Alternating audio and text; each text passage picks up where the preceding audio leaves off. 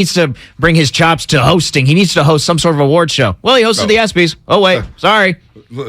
Like what else is there to criticize about him? 3-point record. He did that. Bop It Master 19 on YouTube. 3-point record. Yeah. He got that done last season. Got it done. I mean, so what are they going to say now? I'm sure they'll find something, but there's not much you can say. And there was a reply to this tweet I had yesterday where a guy said, "Hey, Bonte, imagine what Curry's going to do next season when he doesn't have to study." Well, when he's not spending his nights reading Spark Notes or something? What? Not getting ready for a midterm exam, trying to crash it like, oh my gosh, I got a midterm tomorrow. Yeah. Oh, man, yeah. Oh, man. Yeah. I mean, geez. That's true, man. He did that all while having to prepare for the next day's test, while having, Netflix on in the background, and you're pretending you're studying, but you're really not. You ended up watching Netflix. Oh, wait, that was just me back in college. That was just you. That was just me. No, I think that may have been all of us. May have been all of us. It's funny, Dante Wiley on Kyler YouTube. Murray. Good morning to him. Dante Wiley. I swear I heard Evil Jimmy when I woke up. No, you didn't. Evil Jimmy's parked. Evil Jimmy's gone. He's gone. He's Evil Jimmy's gone back home to hell. 574 Comcast Business Text Line. Steph Curry still needs to win the PGA Tour, Langford. That's true. Still needs a PGA Tour. There you go. All right. Yeah, we'll get to that. We'll get to that after his career. We'll get to all that. However, let's just get him out the way. I said I wouldn't talk about him until spring training. Did you see the Giants yesterday in that day game? Before we get to the Giants. Because there's something that we missed yesterday. We've been caught up, as Guru would say, in Garoppolo mania. Right. We've been caught up in it. Yes. We're deep in it. We're deep in the weeds with Garoppolo mania. Right. We'll get into Shanahan and Trey Lance and all that stuff today. And Trey Sermon getting cut. But those dudes, Kapler says something the other day, or actually Logan Webb says something the other day that other players have echoed, and I want to know who it falls on. Who it falls on, and who we keep talking about, whether or not Jimmy Garoppolo, his signing is an indictment on Trey Lance or the backup quarterback situation. Right. Well, Logan Webb, they said, we need to play with more fire. We need to play with more fire, more urgency. Yeah. Rodon said that earlier this year. Yeah, Rodon and Alex Wood. Alex Wood said that. The pitchers are saying this. Yeah. Is that an indictment on the lineup? Is that an indictment on the batters? Is that an indictment on Gabe Kapler? I have no idea. But things are sinking fast in San Francisco, and I don't like it. The players seem like they're, are they feeling Kapler? I don't know. But Kapler was talking about, Logan Webb's a team leader. He could say things like that. Something's murky down there at 3rd and King. That's the one guy you shouldn't piss off. Out of everyone in your organization, Logan Webb is who I'm talking about. Yeah. Like, that's the one guy who is your centerpiece of that starting rotation for the future. That is, that you want that guy to be your future possible ace, or maybe even the number 2 starter. Where, you can change it to depending on whoever you add as a pitcher. But Logan Webb should be that one guy. It feels like this year, Logan Webb has had some of the worst defense played behind him. Now, last time it wasn't because of Brandon Crawford. It was because they couldn't find a first baseman. Yermín Mercedes had to fill in at first base, so you got to blame that on the first baseman. But I remember earlier on in the season, wasn't there an inning where Tyro Estrada had like 2 errors, and overall there were 4 errors for the game? Logan Webb's the one guy that you don't want to piss off. I do think that there's something going on within that locker room. Like when Logan Webb speaks, Logan Webb is about as soft-spoken as any. Soft-spoken off the field, but intense on the field. Yep. Now, he kind of holds that intensity in when he's speaking to the media. He's normally just kind of, soft-spoken. Just cool. What he needs to say. Yeah, man, just cool about things, just really chill. But when he says something, God, there's something wrong. Now, I give the Giants credit for trying to fight back, but this roster that they have right now, Logan Webb's got to be watching that the day after he starts thinking, man, this is really the lineup we have. Now, I know you've been hampered by injury or whatever. But still, you look behind you and you see the lineup board and you see the scoreboard, you're saying, damn, Mikey Shumsky's batting 5th. Yeah. Lamont Wade's batting 2nd or 3rd. Bart's batting 9th. Like, it's about 250, 230, 220 averages up there. And this is a funny quote from the other night with Gabe Kapler when they lost 4-3 Tuesday night. We haven't played good baseball for quite a bit now. We have to play better. I haven't had a chance to look at the standings. It's not something that's front of mind right now. It must be because it just really doesn't matter. We just have to play better baseball. Yeah, I don't blame you for not looking at the standings. Because when you look at the standings, you see the Arizona Diamondbacks tied with the NL West for 3rd place. at 61 and 68. When you look back, oh boy, the Colorado Rockies are just 6 games back of us in the standings. So, look, man, I don't blame them for not looking at the standings, and I don't want to get people off on the wrong foot. The freaking Giants just stink. This is a lost year. Unfortunately, Lutman's going crazy about him. They get swept yesterday. Crawford gets thrown out because he doesn't like a check swing call against him. Yeah. And you know what? They're just playing out the course now. They're playing out the course. Let's just see the youngsters for the month of September. All the call-ups are coming up today. Just let's see the youngsters. Yep. What do you have to lose? Somebody. Anybody. Somebody. Please. Call up anybody. I'm willing to find any player. I don't even care who it is. Even if the guy's not on the 40-man, figure it out. Yep. That's easy for a radio host to say. But figure it out. Put someone on the 40-man roster and call them up to the big leagues right now. Because you're right, this is a lost year. And when a manager says we're not standings watching, I don't focus on that. Well, that tells me, all right, well, you know that you're out of it and there's no chance of coming back, so you're just not even going to pay attention. You just want them to play better baseball so that you look better toward the end of the year so fans can go into next season not blaming you. I don't know if I want a manager saying that. I don't know how I feel about that. Who said that earlier this year where they said, I'm not standings watching, I'm not standings watcher? Is that a philosophy with the Giants? Someone said that earlier this year. It's just kind of weird. Yeah. But Logan Webb said, here's what Logan Webb said, and I'm going to play the Capper sound. I don't think anybody in this room would tell you that they thought we would be in this spot at this point, but it's just kind of maybe we got a little bit too complacent at some point or something. But it's just not doing the little things to win baseball games. Then he paused. He was careful in what he tried to say. He was talking about the Giants trying to build a better future. And he goes, I think you've got guys, you got to keep trying to win all the time. It's not that we're not trying to win, but maybe the fire wasn't there throughout the season. Obviously, we're trying to win every single time, but maybe the fire hasn't been there. I don't know. I don't know how to really say that right way. Say that the right way, excuse me. Yeah. So, there's no fire. Who the hell is that on? These are big leaguers. Little Johnny over there, who's 7 years old and never seen a baseball game, is going to Oracle Park to see a bunch of dudes play with fire. Right. He'll see a bunch of dudes play hard. Who is that on? Right. Little Johnny don't care about what this is. Who's that on? Right. Is that on the manager, the GM, the philosophy, players on the team? They're not good enough. I'm tired of hearing big leaguers say, we just didn't play with enough fire. What does that mean? Right. Is that up to the manager to bring that fire to the team? Like what Logan Webb is trying to fight. The right way to say what Logan Webb is trying to say by not having the fire, it's, well, we stink. And we just don't have any hope that we're going to win these games. We don't go into those games thinking we're going to beat the Padres. No, there's just no fire at all. It's just you're going game by game. You're trying to get to the end of the season. And that's what bothers me because it feels like prior to the Farhan regime and, Gabe Kapler coming in, it feels like prior to them, they were complacent. There was a lot of just, that 2018 season was terrible. Terrible. The 2018 season, I remember watching back and they go down, I think maybe like 3-0. Let's just use that as an example. You didn't even think they could put up a crooked number. Like, that's how bad their lineup was. They just go up 1, 2, 3, maybe try and take a couple of hacks, maybe try and hit a home run, and then they were just walking back to the dugout with no reaction whatsoever. Now, like in 2019 and 2020, they showed that they could start scoring some runs. Then 2021, last year, they got a lot of timely hits, a lot of home runs, the most in the major leagues. Well, second most compared to the Blue Jays. And then this year, it feels like they've tracked back to that complacency that you saw in 2018 and 2019. It's not supposed to be that way. No, it's not. Well, here's what Kapler had to say.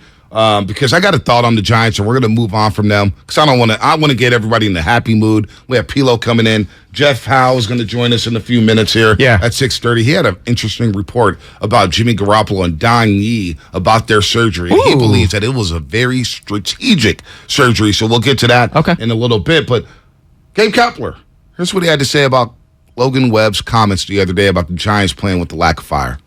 My feeling on that is great. Logan is here to express himself and to share frustration and to share disappointment. He's a leader on our team right now, even if he hasn't fully embraced that yet, in part because I think he's been concerned about maybe stepping on toes from time to time, maybe not feeling quite ready to take on that responsibility, but he is every bit a leader and a huge important piece of our future with a voice that needs to be heard right now and going forward.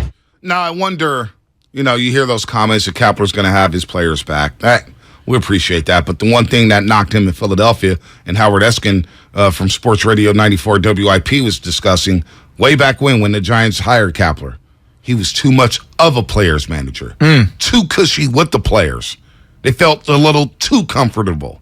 Maybe you need to put your foot down a little bit and say, hey, man, I don't know what he means by that lack of fire thing, because I don't know who it's on. But here's my thinking about everything that's gone wrong with this organization this season. And this is the 5th losing season in the last 6 years. 107 looks like an anomaly. Looks like an exception to the rule. A fluke. A fluke, as Dan Dibley would say. The Giants right now are close to rock bottom. A lot of money's going to be off the books. Farhan got a pass for his first 2 years as president of baseball operations because it was Bochy's last year and it was a pandemic-shortened season. But he hired Kapler, and we know what that brought. With the whole report from down in L.A. 2016, we don't need to revisit that. We all know what it is. We all know what it is when Kapler tried to be a mediator for something that went wrong with an underage female. That's not right. Right. And I think Farhan lost a bit of that benefit of the doubt when that hire was made. All of a sudden, it was like, oh, okay, you don't get a pass no more for those 2 years because you made this daring hire. You made a very risky hire. Who's to say Giants ownership is like, the hell with this philosophy? We got the money cleared. There's nobody going to the park.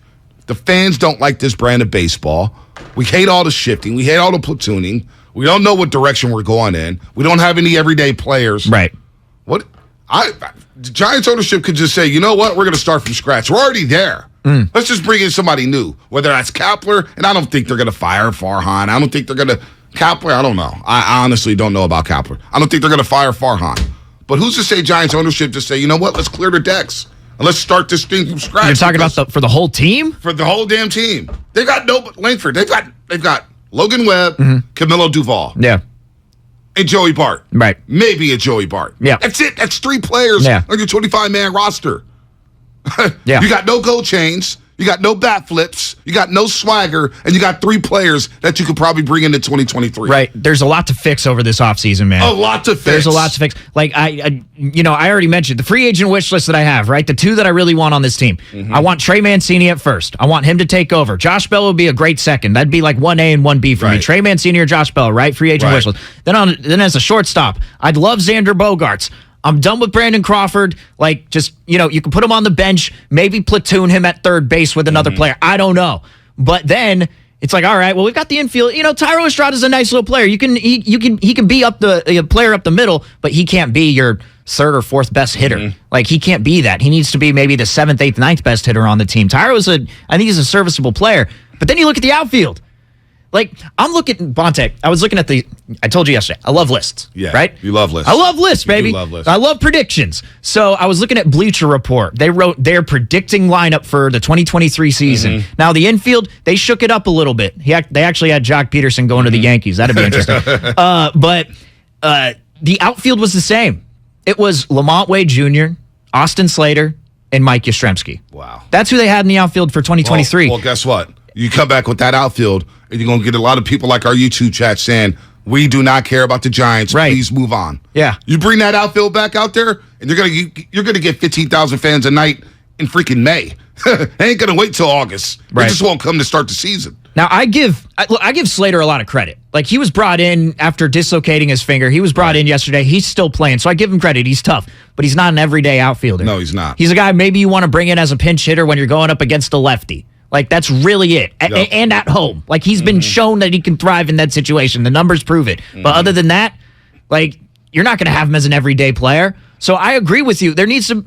I don't know what tear it all down really means. I don't know what you do. I don't know what you do here. Because the players are saying, I keep hearing too many players say, we lack fire. Well, what does that mean? Right. Can we get a reporter down there and say, well, what do you mean by lacking fire? But you also don't have a manager who's going to do that. Like, when you mentioned Howard Eskin, when he came on, and Angelo Cataldi too, not only was when he goes to the podium, he insults our intelligence. It wasn't just that. He did that with a couple weeks ago with Slusser and Pavs. He did. But there was also an example with Gene Segura back in 2018 with the Phillies. Gene Segura did not run out a double. I think he jogged to first base or something. He could have extended it from a single to a double. And then I think in turn, Bryce Harper ended up getting injured because he was running behind Gene Segura, who was still on the base pass. I think that's what the aftermath was. And they went at Kapler on the radio over there in Philadelphia. It's legendary, actually, the back and forth that they had. And they were essentially just pissed that Kapler did not even do anything about Gene Segura. He just said, oh, well, you know what? I'm going to back up the players. I'm going to do this and that. He's doing too much. And that's what Heskin and Cataldi was talking about. Like, there's no criticism of these players. So it's like you're not standings watching. You're hoping they're playing better baseball. It's a lot of rah, rah, rah. And I don't know if the Giants are in a place where they could just have a rah, rah coach who goes by the stats. Yeah. Who goes by the paper. Yep. They've lost 7 in a row. 7 in a row. Their season's cooked. The Phillies are coming to town. The Giants are done. Yeah. They're done. And it's all about what they do this offseason, because their offseason, our viewership, Giants fans, everybody on our YouTube chat, Twitch, Comcast Business Text Line, we're all watching to say, give us a reason to watch you guys in 2023. It's bigger than just what's happening in September. It's what are you going to do to get us to the ballpark in 2023? Right. Why would I renew my season tickets? I got to see something. We all have to see something. Instead, you got players, your top 3 pitchers in Wood, Rodon, and Webb talking about we lack fire. We don't play with urgency. Who the hell is that on? This is the time when Farhan, he had a plan, right? There's clearly a plan with Farhan. He's a very smart individual. But you know how when you're following along, let's just say you're going on a road trip, right? You know how you're following along on the maps? Oh, yeah. And then you're seeing on the maps, well, maybe, you know what, there's another way here. There's a better route. There's a better route that can get us, you know, that could get us there in a shorter amount of time. Like, I think that now they need to go off whatever route that they were planning on going with this Giants road trip.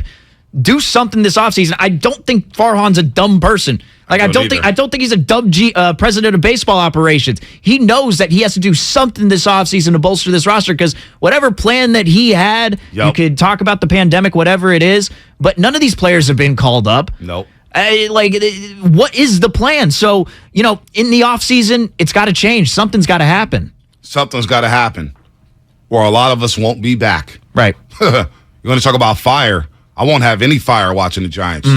I'll be watching Mets-Dodgers like I was last night. That's baseball. Angels-Yankees last night, that was baseball. Yeah. You know what I'm saying? Cardinals-Reds, extra innings, that was baseball. Oh, and what the hell the Giants are doing? Yeah, so that's the Cardinals-Braves on Sunday Night Baseball. Like Mets and Dodgers, like those. That's going to be the National League Division Series and Champion Series, possibly. Fire. Yeah. And they're not close to those teams. Close. Yeah. The American League's going to be interesting. Probably going to be Yankees-Astros in the ALCS, depending on how it shakes out. Maybe Tampa Bay. Maybe Tampa Bay. McClanahan got hurt, but we'll see. We'll see about that. McClanahan. Yeah, I know. They got pitchers. Man, I would rather talk about those teams than the Giants right now. Oh, and the Mariners? What? Mariners too? Yeah. What's coming Craig. up on the game? Oh yeah, he probably loves Julio Rodriguez. Is he a Mariner fan? You a Mariner fan, Craig? Really? All right. On the other side, I got to get into Craig's fandom. If you don't know Craig Mack, he's been on the board. Yeah. He's been in the ATL for a number of years. He's got some weird teams that he roots for. Something on the other side too. The worst possible position that you could be in as an athlete. I want to talk about that on the other side. Oh, that's a tease. Yeah. That's a big-time tease. That's sponsored by Lucky California. Incredible food leads to unforgettable times, so Lucky California has the deals that paved the way to a spectacular Labor Day weekend. Bone-in ribeye steaks are just $6.99 a pound in a max pack. Lucky California, the golden state of eating. With BetQL. The New York Giants are a team that start the NFL season very slow. How slow? Well, if history is any indication, you have to fade those Giants early and often. Since 2016, the Giants are just 6-13-1 against the spread in the month of September, including a 5-15 record overall. Slow starts are the hallmark for the G-men. So against the spread or on the money line, fade the Giants, because when they lose, you win. I'm Trista Crick, helping you keep it in. Staples has everything for school at great prices. So this year you won't go back to school. You'll be ready to move forward and master 5th grade math. I can't do this. It's impossible. Not you, Dad, your daughter. Staples will help her move forward. Right. Right now, Staples one-subject notebooks are just 35 cents each. Plus, during the backpack clearance event, you'll save up to 50% on select backpacks, lunch bags, and water bottles. Staples, this year we're not going back. We're going forward to school. In-store only, ends 9/3, limit 30 on notebook. Pink Floyd's Roger Waters. This is not a drill. We're doing a show in the round. It's something new. I look forward to the challenge. Featuring his songs from the golden era of Pink Floyd. Friday and Saturday, September 23rd and 24th, Chase Center in San Francisco. Tickets on sale now at rogerwaters.com. This is not a drill. Produced by AEG Presents. If you own a business, this has been a bumpy ride. From pandemic to inflation, I'm sure you could use a break. If your business has 5 or more employees and survived COVID, you may be eligible to receive a payroll tax refund of up to $26,000 per employee. The challenge is getting your hands on it. Hi, I'm Howard Mackler, and that's why I founded GetRefunds.com to cut through the red tape and get you the money. The team of tax attorneys we have put together are highly trained in this little-known payroll tax refund program. We do all the work, charge not a dime up front, and simply share a percentage of the cash that we get for you. Businesses of all types can qualify, including those that took PPP, nonprofits, and even those that had increases in sales. We have helped return over $1 billion to businesses, and we can help you too. Just go to GetRefunds.com, click on Qualify Me, and answer a few questions. This payroll tax refund is only available for a limited period of time. Don't lose out on up to $26,000 per employee. Go to GetRefunds.com. That's GetRefunds.com. Hi, I'm Aaron, owner of California Deluxe Windows. Ever notice? When your neighbors get new windows, there is a large black eye of broken stucco, uneven plaster, and even mismatched paint. At California Deluxe Windows, we never leave a ring around the window. Why? Because we are one of the only companies in California who custom crafts every window and door to your home's exact measurements. Almost everyone else on the radio is a distributor. They grab a window from a warehouse, break open your walls, shove it in, and patch things up. At California Deluxe Windows, we take pride in our work. Our installation technique is so precise, we do not break your stucco. Your house could be covered with potato chips, and we wouldn't crack one. Call now, and for a limited time, you get 30% off your entire order and 24 months of interest-free financing. 800-874-3600. 800-874-3600. That's 800-874-3600. California Deluxe Windows. Windows engineered for life. Certain terms and conditions apply. CSLB number 774518. What's better than the long weekend? Kohl's budget-boosting deals on denim. I got myself jeans for $19.99. 40% off Levi's for my son. Even my husband found a pair for 30% off. Plus, because I spent over $25, I got $10 off. And earned Kohl's Cash. More style, more savings. Kohl's. Select styles. Offers end September 5th. Levi's coupons do not apply. Some exclusions apply. See store or Kohls.com for details. This is Loyalty Lab Interview 6. Subject, grandmother's loyalty. Margie, what do you do when your grandson misbehaves? Angels don't misbehave. Here we study the most loyal, like you and... Oh, there goes the lamp. Shouldn't have put it there. Shell and the Fuel Rewards program has our members' backs, too. It's super easy to save on every gallon. Loyal, just like how you acted like that wasn't his fault. Someone should clean that up before he gets hurt. Yes! Loyal, just like that. 10 years of FR.com. Terms and conditions apply. Ever since I got the new Galaxy Z Flip 4, I've been learning all these new tricks with my dog Finn. Like how to take the best selfies at the park. I just set my phone down, put it in flex mode, and capture hands-free pics from multiple angles. Aww. Or how to capture our training sessions for his followers. I simply wave my hand to start recording video. Good boy! Plus, the Z Flip 4 is compact and fits perfectly in my pocket. Oh, wow! Visit Samsung.com today to get the new Galaxy Z Flip 4. Get in the zone, AutoZone. Welcome to AutoZone. What are you working on today? Thinking about gas mileage. An oil change with quality oil like Castrol Edge Full Synthetic can help your engine get more out of every tank. Right now, you can get 5 quarts with an STP Extended Life oil filter for only $37.99. Get what you need for better fuel efficiency at any of our 6,200 stores or on AutoZone.com. Get in the zone, AutoZone. Restrictions apply. Tonight on Fox. Here we go. One of the nation's most historic programs looks to light up prime time. I'm coming for number one. I'm coming for number one. Sean Clifford leads the Nittany Lions. Wow, touchdown. In an electrifying Big Ten matchup against Aiden O'Connell and the Boilermakers. Are you kidding me? It's going down. Penn State, Purdue. Coverage begins tonight at 7 Eastern on Fox. Sponsored by Rocket Mortgage.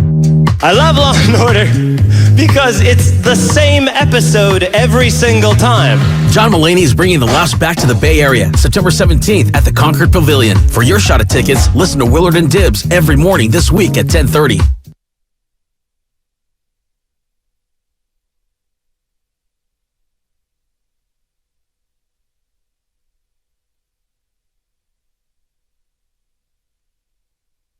Now, back to the morning roast with Vontae and Shasky. Is that what's happening? Is this what happened to Craig Mack? A lot of people listening to the song saying, hey, Giants, we don't mess with you. 2022 Giants. You little... I'm not going to go there. I'm joking. Oh, man. Segment presented by Golden State Lumber and building materials for professional builders and contractors throughout Northern California. Visit GoldenStateLumber.com. Pilo. That's right, the one and only Pilo. His album drops at midnight. Yes. It's coming to the studio at 8 o'clock. I can't wait. So you wear your flannel and stuff. Look at you trying to look so big. Look, man, I mean, we got Pilo coming in here, all right? Like, I'm not gonna wear these sweats that I haven't washed in like 3 days. You know what I'm saying? Yeah, I didn't work on that one last night, so I just threw on the jersey. Call it today with some Jordans. Yeah, man. It'll work. Hopefully it'll work. No, it'll work. Before we get to what you had to say, 'cause you had a great tease, excuse me. Pardon me. Craig Mack has been on the board this week, filling in for you. Spadoni's been out. We still have Lubman here, but Craig Mack, I learn something new about him every single day. Right. All right, he knows about the Falcons inside and out. I had no idea he played for UW and was part of the Huskies Rose Bowl team when they beat Purdue. What was that, late 90s? It was 2000. 99 season, 2000. All right, this guy is a tennis freak. He loves music. He's always DMing me on IG. I'm like, Craig, dude, put the phone down. Relax a little bit. Take care of the little one. But he's got a weird fandom. So he's a Mariners fan. You're a Falcons fan, correct? Well, see, this is where it gets weird. You're right. Football gets weird. I grew up a Niner fan because, of course, I'm from the Bay. So I grew up a Niner fan. But as I started to play football in high school, Tennyson, Lancers, Hayward, stand up. Haystack. There it is.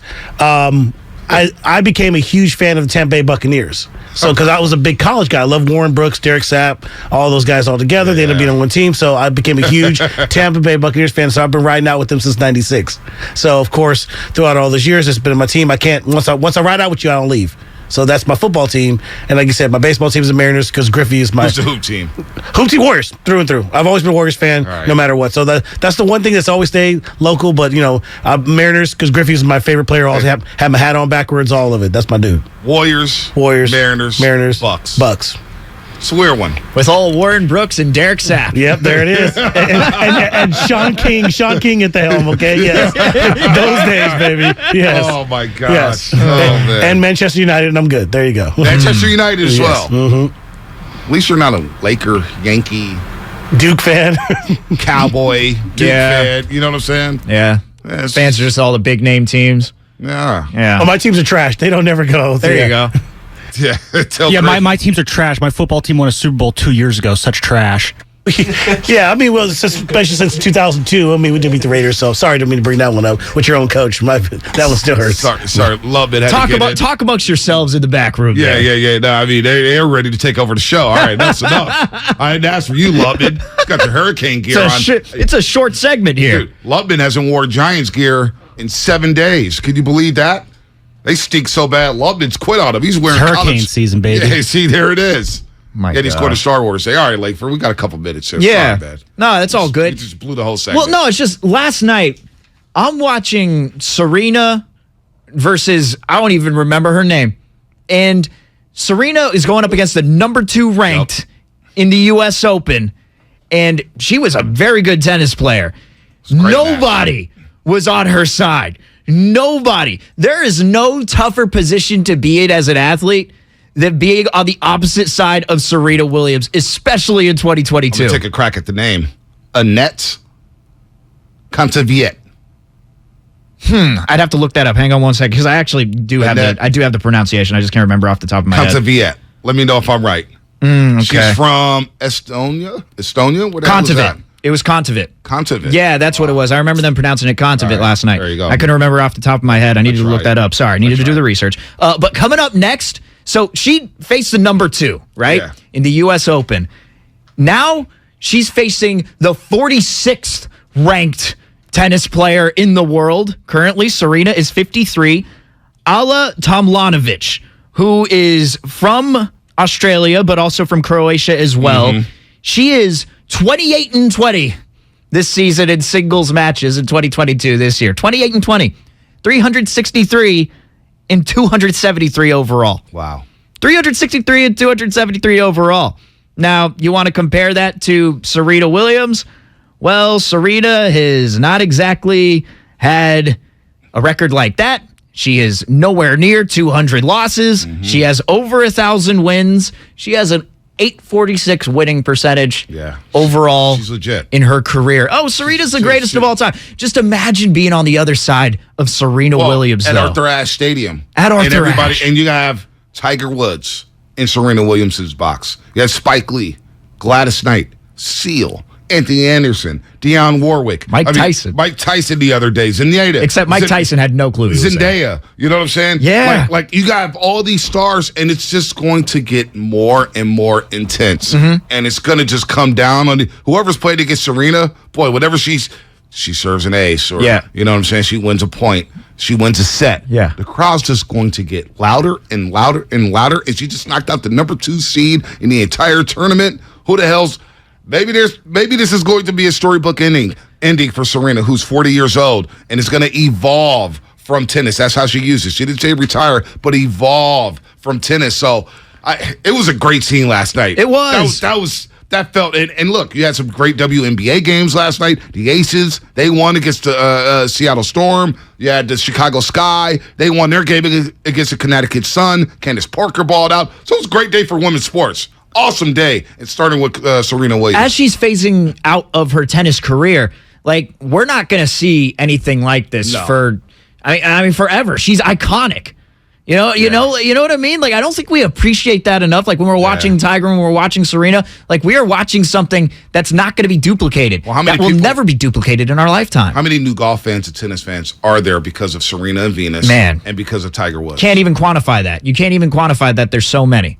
There's so many. They put them out. They put their respective sports, not necessarily tennis, but they put their respective sports on the map for everybody.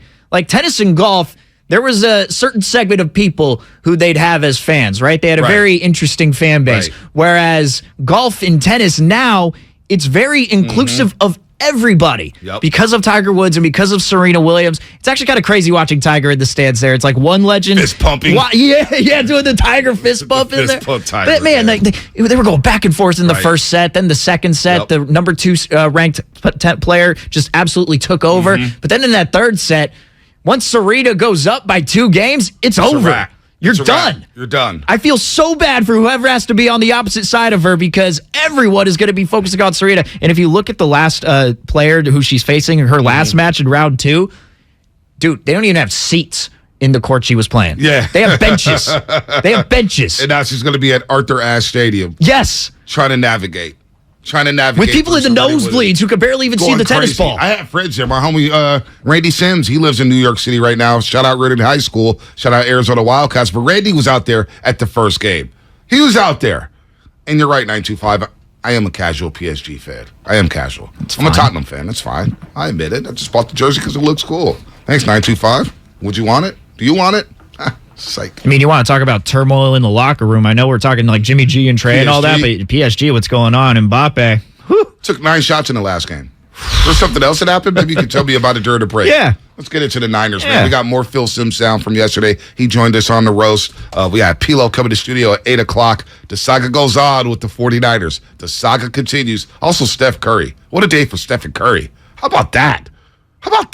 While you see Wiggins and Jordan Poole working out at the Warriors practice facility. That's coming up. Sponsored by Fremont Bank. Full service banking. No compromises. Okay, you know those amazing spots only the true San Francisco locals are in on? Like That place with the square pizzas? Or Mama Ho-Ho? The spot for sweet and sour chicken that's anything but so-so. Order up! You know, with the Granch dressing. And all the other spots the real SF locals know without us even saying them. Yeah, they're on DoorDash. San Francisco gets it. DoorDash has it. Gorgeous gaming, stunning streams, unbelievable bandwidth. It's another Lifestyles of Gagillionaires. Meet the AT&T Fiber customers winning at life with hyper gig speeds. Meet Gagillionaire Terry. While his love of streaming horror movies has him constantly on the edge of his seat, his internet bill won't give him a scare. Oh, don't go in there. I'm telling you. Because since Terry upgraded to AT&T Fiber with hyper gig speeds, he doesn't worry about data caps or equipment fees. Come on, man. The door's open for a reason. And best yet, he also doesn't stress about a price increase at 12 months, because with the amazing Gagillionaire lifestyle comes an exquisite sense of tranquility. Most of the time. Live like a Gagillionaire. Get straightforward pricing with AT&T Fiber. Internet that upgrades everything. No data caps, no equipment fees, and no price increase at 12 months. Limited availability in select areas. Visit att.com/hypergig for details. Meet Boost, the fizzing amazing vitamin boost that turn your H2O into H2O, so you feel like I like to boost it, my vitamins can boost it. I like to boost it, we like to boost it. Because it's not just vitamins, it's Boost, the fizzing amazing vitamin boost. Find Boost, the vitamin boosts, at CVS or CVS.com and give yourself a boost with Boost. Dak Prescott here. Why do I choose proven quality sleep from Sleep Number? Because better sleep elevates my game. Only my Sleep Number 360 smart bed helps me fall asleep faster, keeps me cool, and effortlessly adjusts for my best sleep. The result? 28 minutes more restful sleep a night. That's more focus, more edge, and more highlights. And that means more wins for all of us. Save 50% on the Sleep Number 360 limited edition smart bed plus free delivery when you add a base. Ends Labor Day. To learn more, go to sleepnumber.com. Sleep Number, the official sleep and wellness partner of the NFL. The Labor Day event from Dell Technologies is here. End the summer strong by starting up a new season of productivity. Your business upgrade begins with up to 48% off top-rated laptops, like Vostro, taking performance to the next level with 12th Gen Intel Core processors. It's time to push your growing business even further. What's next for you? Upgrade today by calling 877-ASK-DELL. That's 877-ASK-DELL. Remember when you were told bigger is better? Well, that's just simply not the case. Do you want a big bill? No. A big burden? No. What about a big bulky tank water heater taking up space in your basement? No, I didn't think so. What you do want is to make all of those things smaller. Navien tankless water heaters are more efficient and take up less space than outdated bulky tanks, with cutting-edge features that improve safety, simplify processes, and increase capabilities. Once you go Navien, you'll never go back. Learn more at tanklessmadesimple.com. My heart was racing just making spaghetti. I could have waited to tell my doctor, but I didn't wait. I was short of breath just reading a book. I could have delayed telling my doctor, but I didn't wait.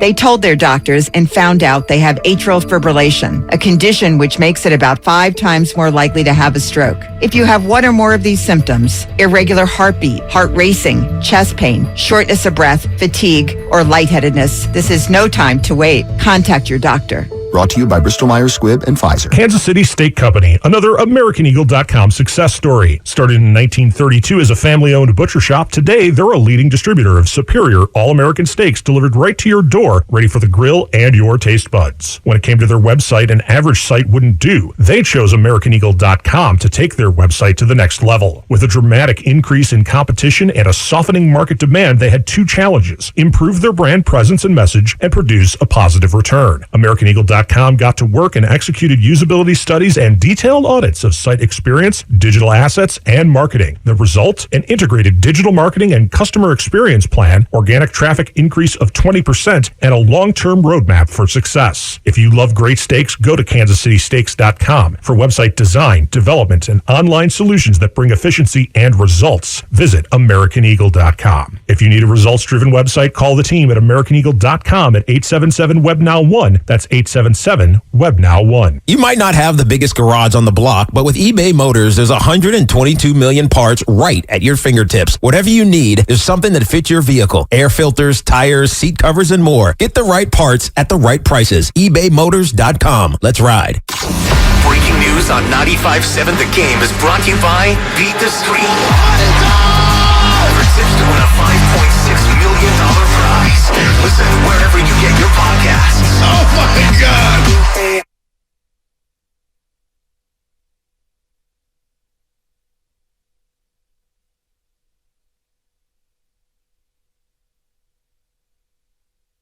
Now, back to the morning roast with Bonte and Shasky. Pilo. We got Pilo coming to the studio. He produced this. Come on, man. What show's going to bring you rappers, live and local? What show in the Bay is going to bring you live entertainment? We brought you Gunna Goes Global. We brought you Stunning Man. We're bringing in Mr. Fab. E40's blessed the show. Now we finally get Pilo in the building. Up next, where's Burner at? Well, Burner's on Forbes Magazine. He's on the cover of Forbes Magazine. May not be able to touch Burner. May not be able to touch Burner. Forbes Magazine is hitting him up. He was at NASA the other day, hanging out with Elon Musk. Really? He was at that. You mean Burner's untouchable. You mean SpaceX? The SpaceX, whatever the hell. He was there. He was there. Pilo, I can't wait for him to come. Like, the journey for Pilo, like since, starting off with the HBK gang and, kind of bringing a new style of Bay Area hip hop and doing that in the early 2010s. And you bring that all the way to now where he's got all these features on this new album that's about to drop. I mean, dude, I'm excited to talk to him. I really am. I think the Bay Area is starting to really make its way into the mainstream in terms of music. Yeah, you always think about like the passing of the torch, right? Or what's going to happen when E40 and Too Short, and, all these guys retire, Mr. Fab, and all these guys in the Bay who may retire one day. Who's got next? Well, I think we're in good hands. Larry June, Pilo, the handling business, man. Oh, dude, there's P-Easy. Those guys have already made the mainstream too. Right. I mean, this dude he got featured on the album, Lil Russell. That dude is on the come up. He's from Vallejo. There's a group called AG Club. They're all the way out from Concord. They're making names for themselves. A dude named Guapdad 4000. I believe he's from Oakland. Yeah. He was featured on a Dreamville compilation album. Yep. Like the Bay Area is going national with their music. I can't wait to talk to him about it. No, I can't wait. By the way, Rocco's texting me. Yeah. Shasky Boy's texting me. He's talking about Serena Williams. Uh-huh. He's like, Serena, greatest athlete of all time, 40 years old and a mother. Man, that's whew. The LeBron of tennis with the longevity. He's making a great point. She plays with power. Yeah. She stepped on a court as a young teen, and she's just blossomed. She's got the most major titles in women's tennis history. Yeah. Passing Navratilova? Are you kidding me? Yeah. Martina was a G. Yeah. I thought nobody was touching that record. 22 Grand Slams. Well, Serena has 23. Yep. Serena has 23, and she stayed consistent. Oh no, that's a great conversation. Man, I mean, Serena's just the greatest athlete of all time. That's crazy. That's crazy to think about. Of greatest athlete of all time. She in the conversation? She's definitely in the conversation. She won a major while pregnant. Think about that. We talk about Michael Jordan in the flu game. She won a major while pregnant, had morning sickness for 2 weeks, and still scraping people. Think about that. That's insane. That is pretty impressive. You're carrying another human as you're whooping everybody up. Look, we'll never understand what it's like to be pregnant, but being with a partner who was obviously pregnant, they go through a lot, man. Yeah. So to play high-level tennis, playing against top-flight competition in a major tournament, and you go out there and win a championship? I mean, you go out there and you beat the second-ranked tennis player in the world. Like that tennis player that she was playing last night, she was no joke. She had a lot of style to her game. There was a shot that she had where she just backhanded it but floated it right over the net. Serena had no chance to get into it. Like Serena, there are a lot of shots there where she just had to give her a round of applause and say, you know what, I'm not going to get that one. That was just a good shot, but Serena was just too much in the third set. Is it hyperbolic to say that she's one of the greatest athletes of all time? No, not at all. It's like we say Michael Jordan, you say Brady, you say LeBron. You always say Serena. Jordan Kersey, Carl Lewis was great. Serena's always up there, though. Jesse Owens, Tiger. That's a great athlete. Michael Phelps. For sure. Well, I don't get why people would laugh at that. JMC underscore 1982. He's laughing. The greatest athlete of all time. He should be top 10 all time. Well, that's fine. All time. Wilt. I mean, let them laugh. Let them laugh. You know, when you talk about longevity, power, skill, and then the crossover with the marketing, right? The fashion, the endorsements, the outfits she wore. She's changed the game on how females wear their outfits on the tennis court. The cat suit. But you also talk about the strength of her serve. Like, I remember, like, back in the late 2000s, it was her and Andy Roddick. I remember Andy Roddick had this serve where he would serve at like 140 miles an hour, and Serena was right up there at like 120. I could be wrong on those numbers. But it was like Serena can hang with the guys in tennis. Like, when it comes to the men's and the women's sports, there's this idea that the women just can't hang with the men. But Serena, she proved that all wrong. Like, she could if she wanted to. She was ranked number one consistently. Like, think about it in tennis now with women's tennis. Like, you never see a consistent number one as much as you have with Serena. You don't see that too much anymore. It's always changing. You know, there's always a new ranking. Now, I'm curious to see what happens in the next round because she's going up against the 46th ranked player in the world. A little different than number two. Yeah. This might be an easy round for Serena, so it'll be an interesting one. 23, and then you talk about her doubles championships. She's got doubles championships. Yeah. Every Grand Slam. She's done it in every major tournament. Doubles with Venus, mixed doubles. Australian, French, Wimbledon, U.S. Open, you name it. Everything. So, Serena, you get your flowers. Yeah. You get your flowers on a morning roast. It's a pretty funny text right there. What? I'm not going to read it. Oh, okay. Time of day. Just want some attention. Yeah. Just want some attention. That's all. That's it. That's all. Jimmy Garoppolo. Great transition. Jimmy Garoppolo. Yeah. I'm going to ask Pilo about this because he's a diehard Niner fan. He was at SoFi. Now that the shock is starting to wear off that Jimmy's back, and we're going to actually see it with our own two eyes today at 49ers practice. You know, the social media team, everybody's going to have their cameras out. He's going to walk out there on that football field with that black number 10 jersey. I started thinking about Kyle Shanahan. Yeah. With all this discussion, and we'll play some Phil Simms sound about how it could possibly divide the locker room, or what does it mean for Trey Lance, what does it mean for the backups. Also, Trey Sermon, he got cut yesterday. I had high hopes for him. Felt like LaMichael James. That was the level of disappointment I had, because I jumped out of my seat when the Niners drafted LaMichael James. I jumped out of my seat when they drafted Trey Sermon. Didn't work out. We all miss. Yeah, Michael James was sick when he was at Oregon, but like Trey Sermon, it was a little different coming out of college. I was curious to see what was going to happen with him, and then when he started running, it's like, man, I don't know if it's just the system or what. Another team hasn't picked him up so far, right? Because he's been put on waivers, and we'll see if another team claims him. I mean, I think a team will be dumb to not claim him. You can always use a running back. Yeah, but it just never worked. It just never worked with this team. But when I think about Jimmy and I think about Trey, I'm looking at Kyle Shanahan now. Kyle Shanahan, because Baldy has said, Mike McDaniel was a big-time architect for this offense. His play design, the way he motions players over, the splits, the alignment, and now he's in Miami. And Baldy believes that could be an underrated loss for the 49ers. And I'm looking, well, Kyle Shanahan's the offensive guy. We brought him in because he knows how to play call. And whoever the hell plays quarterback, there's going to be no excuse for this team to not score a lot of points, to not average nearly 25 to 30 points a game. When you think about Debo, when you think about Ayuk, when you think about Kittle, and you think about Elijah Mitchell, and we'll get to the offensive line. But this was alarming yesterday. Rob Guerrera, Stats on Fire on Twitter, Niners Nation, he said this about the offense last year, and this is something that can happen this year. And how much of it was it on Mike McDaniel? How much of it was it on Kyle Shanahan? Here's what Rob Guerrera had to say about the Niners' slow starts a season ago.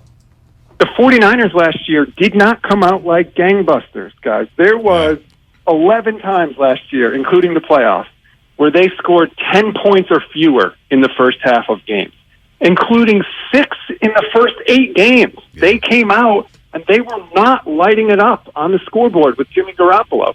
And if Trey Lance does that this year, he's going to get replaced, which is totally unfair. Well, let's not focus on the last part. if Trey Lance does we don't know how long his leash is going to be. Right. It all depends on the standings. It all depends on where the Niners are at. Yeah. It could be, what if they're 3-6 but one game out of a playoff spot?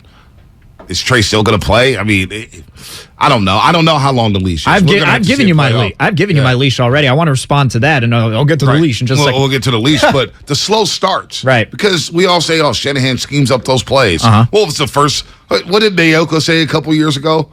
He schemed up the first, 22? I forget the number. I get lost in it. But he schemes up. Everybody has their first 15 script or whatnot. And Shanahan had a specific number of scripted plays. Yeah. Well, if he scripted these plays up and he's the head honcho and he's this big offensive genius, how would they get off the slow starts? It can't just be on the quarterback. It can't. And whoever plays quarterback this year, that can happen, the slow starts that they got off to last season. Well, we got to also look at the offensive line, too. I think that's what a lot of people want to blame is the offensive line. They just want to go straight to that. They don't want to look at Kyle Shanahan. You brought up a name, Mike McDaniel. Brian Baldinger made up that was a great point that he brought up in the first time we had him on to start off his weekly appearances on this show. When he said that loss of Mike McDaniel, I mean, look, he has been with the Shanahans ever since Mike was a head coach, going back all the way to 2005 with the Broncos. And Mike McDaniel and Kyle Shanahan, I feel like they were really close, especially in terms of football. Those guys worked really well together. And you go back to his time, he was in Washington, he was in Cleveland, he was in Atlanta. Of course, he was the run game coordinator with the 49ers when Kyle Shanahan came over here. This is going to be the first time you're without Mike McDaniel, and I think where he thrived at was the play design. If you go back and watch any of Raheem Mostert's runs with the Dolphins, Raheem Mostert, he's breaking into big runs because Mike McDaniels is scheming that team open.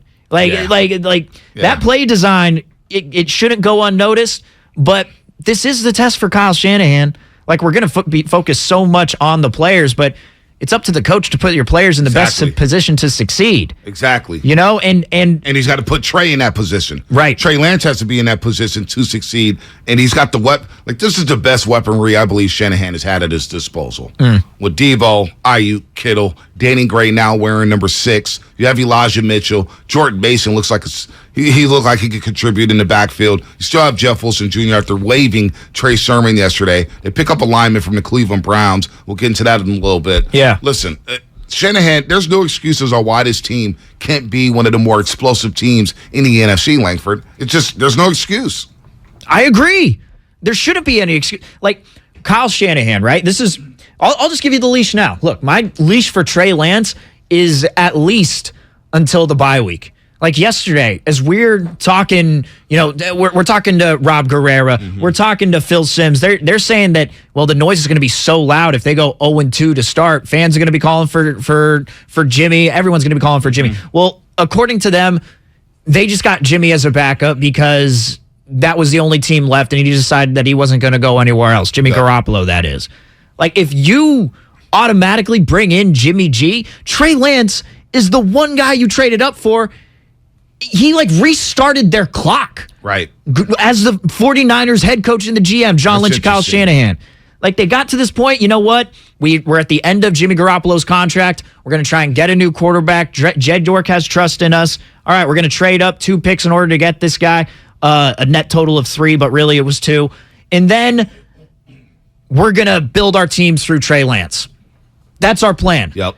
But you're to tell me the first year, full starter, you're just going to bring in the guy who you originally didn't think was going to be with the team in the first place, and the guy you were going to eventually let go from the end of the contract? The leash thing is going to have to play out on its own. Yeah. It's tough to spend. I'm not going to spend all our time here speculating on if Trey Lance is going to be replaced, because that means Trey Lance is not playing good football, and I believe Trey Lance will play a lot of good football this season for the San Francisco 49ers. I think Trey is going to be set up. I can't wait to see the playbook in week 1. I can't wait to see how he utilizes Trey Lance and how he utilizes Deebo Samuel alongside Trey Lance. We're going to get to some calls in just a second, but you are listening to 95.7 The Game, KGMZ FM and AC1 San Francisco, always live on the free Odyssey app. Download the Odyssey app and favorite 95.7 The Game for the best and most up-to-date sports coverage. And do not forget that you can also watch us every single day on YouTube and Twitch streams. Just log on and search 95.7 The Game. We're going to have Pilo in studio at 8 o'clock. His new album drops at midnight. He has a special performance tomorrow night at Chase Center, Thrive City. You don't want to miss that at 7 p.m. We'll dive all into it at 8 o'clock with Pilo. Pilo, of course, joining the studio in the morning rush. So let's get to Aloha down in Austin, Texas. Aloha has some thoughts on the greatest athletes of all time. What's up, Aloha? Yeah, good morning, Monte Chasky. Love the show. I heard you guys talking earlier. What Serena's done is definitely super impressive. But one person I feel like that doesn't get enough recognition is Kelly Slater. He's won 11 world titles, and I feel like he never gets recognized as a top 5 athlete all time. So just wanted to throw that out. And then I have 2 talking points for you guys on the 49ers. I know you alluded to Mike McDaniel earlier, and, you were talking about the scripted plays that he always brought to Shanahan. And Kyle always talked about how he just trusted him with that, and I believe it was a 12-play script. That way he always had 3 drives in his back pocket. But I feel like the most underrated move of the offseason was Anthony Lynn. I feel like we're going to see how impressive that hire was and what he's going to bring to the team. And I also heard Anthony Lynn, he's pounding the table for Mason, so it makes sense why he made the team. And then the last point I want to ask your guys' opinion on is, what do you think about Jaquiski Tartt? He's been released by the Eagles. With the injuries that we have, I'm not too sold on George Odom. Do you bring him in? Do you let him start against Talolo Hufanga? I want to get your guys' thoughts. Thank you. That's a good. Thanks for the call, Aloha. Hopefully you're safe down there in Austin, Texas. I'm open to bringing back Tartt because I don't feel like who's going to start right now with Jimmy Ward out for the first 4 games. Is it Tarvarius Moore? You have him alongside Hufanga. Both these safeties are interchangeable. Niners play interchangeable safeties. And what I mean by that is Jimmy Ward at times will play in the box. Hufanga will play the deep third. He'll be the free safety. Hufanga's in the box. Jimmy Ward's back deep. They're both interchangeable, so why not bring back Jaquiski Tartt? Now, you'll have to cut a player off the 53-man roster if you want Tartt to play. Does Tartt want to continue to play? Does he want to come back to San Francisco? Tashawn Gibbs is on the practice squad for the 49ers, so they could also promote him if they want to for week 1 against the Chicago Bears. I'm open to bringing back Jaquiski Tartt. I really am. I don't know. I'm skeptical about that. And Anthony Lynn, I'll say he's got so much experience within the NFL, 31 years of experience. But watching him as the Chargers head coach, like sometimes those game time decisions that he would make just wouldn't make any sense. Yeah. Like, Chargers are going to Charger. That's a saying. Well, Anthony Lynn was the head coach of the Chargers at peak Chargers are going to Charger form. So I think Anthony Lynn is a great, like, if you're watching him on the practice field, that dude's like a general out there. He's a great coach. There's no doubt. It's just the game time decisions that were the problem within LA/San Diego. So hopefully he's probably going to help Kyle Shanahan with that. I'm a little skeptical about that part, but I don't know. The Anthony Lynn hire, everyone wants to point to it.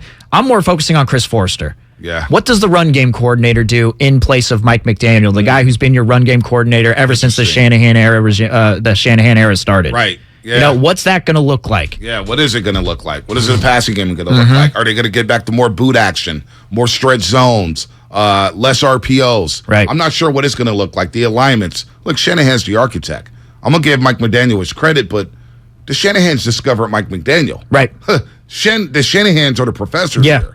So I believe Kyle will not skip a beat without Mike McDaniel. I heard from Debo, and sometimes Debo just says something, but something that stuck out to me on NFL Network was he was like, "Look, man, we're not going to miss Wes Welker and Mike McDaniels. We have Leonard Hankerson. He didn't say it in those exact words. I'm paraphrasing here, but he was like, "Look, there's not much is not going to be changed without Mike McDaniel and Wes Welker. Still have Kyle Shanahan."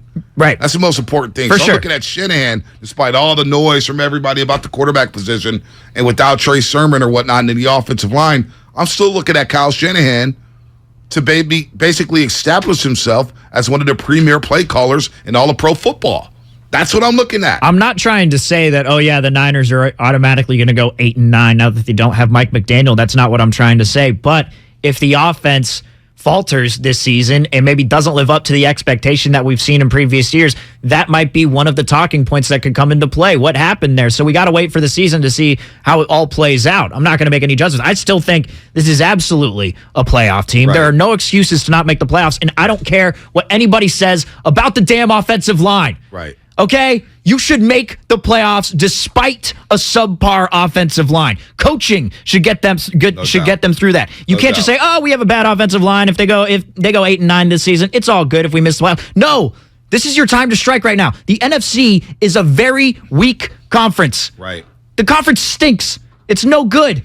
Outside of the top, like if I'm seeing the Packers are one of the teams that you should fear in the NFC, the Packers, they're not going to have Devontae Adams. Sure, they got Aaron Rodgers, but I think it's going to look a lot different without Devontae Adams with that offense.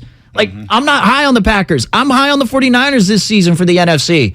So, and if you think your offensive line is bad, your offensive line isn't like the offensive line you're going to be facing in week 1, where they decide to sign Alex Leatherwood. I don't know if anyone saw that yesterday. Move him to guard, hopefully. Yeah, okay. That's where he should be playing. Yeah, well, that's where he should be playing. Yeah, then he's going to give up the most pressures in a single season out of any offensive lineman, like he did with the Raiders for the past 3 years. Look, man, 2 years. Look, you guys laughed at me when I called Detroit a trap game, and that game got hairy at the end. Chicago week 1, NFL weekend week 1, anything can happen. Anything can happen. And Justin Fields looks a lot more comfortable. You don't think Justin Fields is going to want to light up the Niners? Yeah. He's going to be looking across the sideline. Hey, Shanahan, you took number 5 over me. You took Trey Lance over me. There's still a little something there. There's no doubt Justin Fields got a little disrespected in the NFL draft. But the new lineman the Niners brought in, Blake Hance from the Cleveland Browns. Blake Hance, he played a little bit of guard, a little bit of tackle. I saw some photos of him playing center. Blake Hance, your newest member of the 49ers. Niners are dressing the offensive line. We'll learn a little more about Blake Hance, I guess, in week 1. I'm not sure. He's not going to start right away. There's no doubt about that. But if Aaron Banks struggles, that's a position. And forget Jimmy Garoppolo. Aaron Banks' leash as a guard. How long is that leash? And I want Aaron Banks to thrive. But if he doesn't, Blake Hance brought in by from the Cleveland Browns. Hey, they signed Jason Poe to the practice squad yesterday, Bonte. On the P squad. Jason Poe on the P squad. Also, Kamoko Toure. Kamoko Toure on the practice squad as well. A lot of people say, why you cut Toure? Yeah. Why? Well, he's brought back. He's on the P squad as well. Deshaun Gibson on the practice squad. Alfredo Gutierrez, number 77. Remember, he got the game ball for playing his first preseason game. He's on the practice squad. Willie Snead, the 4th on the P squad as well. And Jimmy Garoppolo, of course, showing up to practice today. So we'll get into it. 888-957-9570. Steph Curry had a banner day. Serena Williams did her thing at the U.S. Open. Got to be thinking, man, are they 2 of the greatest athletes of all time? I want to know you love lists. You love lists. Yeah. Greatest athletes of all time. How do you even quantify that? How does that even happen? We saw a great on display in New York at Arthur Ashe Court. And we saw Steph Curry doing his thing at Davidson, getting his jersey retired. And he's got to talk about a year for an athlete. Steph Curry had a year. So I want to get people's thoughts on that. And then, of course, Kyle Shanahan. How are we feeling about Shanahan now with this new look offense with Trey Lance? 888-957-9570. And also, that Phil Simms, what he said yesterday. Phil Simms on the other side, what he had to say about Trey Lance and Jimmy Garoppolo, because he thinks the noise is going to be real this season. I also want to get into just what he thought about Trey Lance. Forget the noise, because we beating that over the head. What about just Trey Lance? Because he's still the starting quarterback. Trey Lance is starting, everybody. And that's coming up, sponsored by Fremont Bank, full service banking, no compromises. Hey, Becky, what about this beat for your next song? It's cool, but I'm into faster stuff lately. Like Xfinity that gives me beyond gig speeds. Got it. What about this then? It sounds powerful, just like Xfinity. Because its supersonic Wi-Fi has 3 times the bandwidth, you can connect hundreds of devices at once. That's what I call power. Unbeatable internet from Xfinity. Made to do anything so you can do anything. Get the Xfinity Supersonic Bundle with unlimited gig speed internet, Wi-Fi equipment included, and a free 4K streaming box. All for $50 a month with a 2-year internet rate guarantee and no annual contract when you add Xfinity Mobile with unlimited data at regular rates. Go to Xfinity.com/gig, call 1-800-XFINITY, or visit a store today. Limited time offer. Restrictions apply. Requires paperless billing and autopay. New gigabit extra internet customers only. Taxes and fees extra and subject to change. Xfinity Mobile requires post-pay Xfinity internet. Reduced speeds after 20 gigabytes wireless usage. After 24 months, regular rates apply. Requires compatible Xfinity gateway. Circle K Fuel Day. What's Circle K Fuel Day? A celebration. 40 cents off per gallon. Look for the Circle K on the fuel pumps. Circle K Fuel Day. That's right. September 1st from 4 p.m. to 7 p.m., Circle K Fuel is dropping the price by 40 cents per gallon to celebrate the long weekend. We're even helping out on snacks with special deals on in-store items all month long. Up to 40 cents off per gallon in certain states in accordance with applicable law. 4 p.m. to 7 p.m. only. Price on pump reflects discounted price during that time. Are you looking for a rewarding new career? Join the United States Postal Service and apply for roles nationwide. serve your community with pride and receive benefits including competitive pay and opportunities for advancement. Whether you are looking for full-time, part-time, or seasonal positions, we have options that may be perfect for you. The United States Postal Service is an equal opportunity employer. Apply now at USPS.com/careers. Everything, our farm, our stand, our pop-up shop, it really all started when we discovered the benefits of local, raw honey for our family. And then we decided to turn it into a business. We were looking for something to help us get up and running. So we got the Chase Business Complete Banking Account. It's more than a bank account. It comes with Quick Accept, which lets us take card payments anytime, anywhere in the U.S. using the Chase mobile app. Plus, we get same-day deposits at no extra cost. For us, it's more than honey. It's about sharing a little sweetness with the world. Get the Chase Business Complete Banking Account with the essentials you need to help get your business going. Learn more at chase.com/business-complete-banking. Chase for business. Make more of what's yours. Quick Accept is not available in U.S. territories. Enrollment required. Usage subject to approval. Same-day deposits available for payments before 8 p.m. Eastern Time, Sunday to Friday. Fees and rates apply for checking and processing. Limitations and restrictions apply. Participants compensated. Merchant services provided by Payment Tech LLC and WePay Inc. Subsidiaries of J.P. Morgan Chase Bank and a member FDIC. T-Mobile believes customers deserve to get more without paying more. Everything from entertainment benefits like Netflix on Us to travel benefits to Scam Shield protection, all with taxes and fees included. So the price you see is the price you pay. When you're a T-Mobile customer, you get over $225 in value every month in benefits with our Max Family Plan. That's like paying for nosebleed seats and getting to sit in the front row. That's right. At T-Mobile, your family gets over $225 worth of value and benefits with our Max Plan each and every month. Plus, with our Price Lock Guarantee, we won't raise your rate plan price for talk, text, and data ever. That's like paying for a cab and getting a stretch limo. At T-Mobile, you get value beyond the expected. Qualifying service required. Value based on included monthly benefits. Sales tax and regulatory fees included in Max's monthly price. Price Lock guarantees rate price of talk, text, and data for new accounts with qualifying service. Exclusions apply. See details at T-Mobile.com. Okay, you know those amazing spots only the true San Francisco locals are in on? Like that place with the square pizzas? Or Mama Hoo-Hoo? The spot for sweet and sour chicken that's anything but so-so. Order up! You know, with the Granch dressing.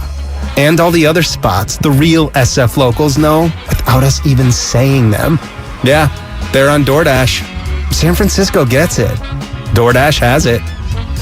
Okay, everyone gather round. I have some exciting... Running her shoe factory, Kendra talks the talk and walks the walk. We're switching to green energy. She needs a biotech consultant to erase her carbon footprint. All operations will net zero emissions. Indeed can help her hire great people fast. I need Indeed. Indeed you do. You can schedule and conduct virtual interviews all from your employer dashboard. Visit Indeed.com/credit and get $75 towards your first sponsored job. Terms and conditions apply. If this were a Reese's TV ad, you'd be staring at a Reese's peanut butter cup. And sure, my voice is peanut buttery smooth, but still, you need to see the peanut butter cups, right? No? I can really just say Reese's and you'll go get some? Okay. Reese's. Reese's. Reese's. Really working, actually. Reese's. Reese's. I'm on to something. Reese's. Reese's. Reese's. Reese's. We haven't even seen the Trey Lance game plan, and we are going to see it next week in Chicago, and we're going to see it in Seattle, and then, we'll have an idea what they really want to do, willing to do, and all the new plays they have installed that they haven't shown anybody yet. That's going to come out, and I think it's going to give Trey Lance a great opportunity to get off to a good start and quiet everybody down. Now, back to the Morning Roast with Bonte and Shasky. I was two-time Super Bowl winner Phil Simms yesterday when he joined the Morning Roast. We love Phil inside the NBA, of course, NFL on CBS. Some very good insight on Trey Lance because, Steven, I was thinking about this, and Pilo's going to join us live in studio at 8 o'clock. Yep. New album coming out, Stunna. He's going to talk about the Niners, a little Warriors. He's performing at Thrive City tomorrow at 7 p.m. Woo! It's going to be a fun concert. Pilo brings the energy. It's going to be a lot of fun. Pilo joining us in about 42 minutes on the Morning Roast here at 95.7 The Game. Nice guy, Stephen Langford in. For Joe Shasky, the Butcher, I am Bonte Hill, of course, and The conversation is all, as soon as Jimmy Garoppolo started, most of the conversation when it came to the Jimmy Garoppolo signing was, oh boy, how long is Trey Lance's leash? Or, is this an indictment on Trey Lance? Does the organization doubt Trey Lance? There's all these think pieces about that. And that's, to me, the low-hanging fruit about this whole entire conversation. Oh, Trey Lance isn't ready. They had to bring back Jimmy Garoppolo. But you just heard Phil Simms right there. We haven't seen the playbook of what it's going to be like with Trey Lance. Is it a little different than what Jimmy Garoppolo has dealt with or has studied over the past few years? I don't know. I have no idea. But what we see in week 1, I'm eager to see how Shanahan utilizes Trey Lance, because that's the most important thing. It's not about, hey, Trey, you're out there on your own. Show us what you got. Right. Shanahan still has to put him in position to thrive and use his strengths. And what is one of his strengths? He could throw that rock. Right. He could throw it down the field. He could take the top off the defense, which this offense has missed under Kyle Shanahan. The only difference that I'm going to see in the playbook, at least I think we're going to see, in my opinion, it's going to be a run-first team. That's what Shanahan does. It's going to be a run-heavy team, no doubt about that. But when they set him up for play action, a lot of times when Jimmy was playing, it'd be, all right, you set the run game up, you set up play action, and then you have, I don't know, someone over the middle of the field, whether it's Debo or George Kittle or whatever it is. Like, the way that Kyle Shanahan can scheme up play action is just unreal. The biggest difference that you're going to see with Trey Lance is that instead of guys just going over the middle of the field, you're going to see Danny Gray running up the seam, and you're going to be seeing him run a quarter route. You're going to be seeing Brandon Ayuk running deep downfield somewhere. You're going to see Trey Lance possibly extending plays with his legs. So I don't think the playbook is going to change all that much. I just think that you're going to see a quarterback who actually has trust in his arm to make that big play. That's going to be the biggest difference to me. I don't think the playbook is going to change that much, and we've heard as much. Right. From everybody here, it's like, no, they don't need to change the playbook that much. They can keep the playbook the same. They just have a different quarterback who's going to make different throws. And big-time throws. Again, this offense has missed the deep shot. And deep shots are not everything. You still have to make the touch passes. You have to work the short game. You have to know. You have to take what the defense gives you. But I go back to what Al Davis said, the late, great Al Davis. Right. Longtime Raiders owner. He said one day, and I love this clip. I love this clip where he goes, everybody always says, take what the defense gives you. Take what the defense gives you. To hell with that. We're going to take what we want. We're going to take what we want. And if we want to go deep and go get a chunk play, that's what the hell we're going to do. The hell with waiting back saying, let's just nickel and dime our way down the football field like we did over the past few years with Jimmy Garoppolo. 17-play drives. No. We're going for the throat. We're going deep. Right. 5 plays, 80 yards, 4 play, 90 yards. We're going for the chunk plays. We're going to take what we want. And I think that's going to be the element that Trey Lance brings here. He's going to take what he wants. Forget waiting on what the defense. And you know what? Oh, you want to go one-on-one downfield with Danny Gray? Well, I'm going to take my shots. You want to be one-on-one down the field with Brandon Ayuk? Well, I'm going to take my shot. And we saw it in week 3 in the preseason. Deebo Samuel, one-on-one with the corner. You're going to the go route?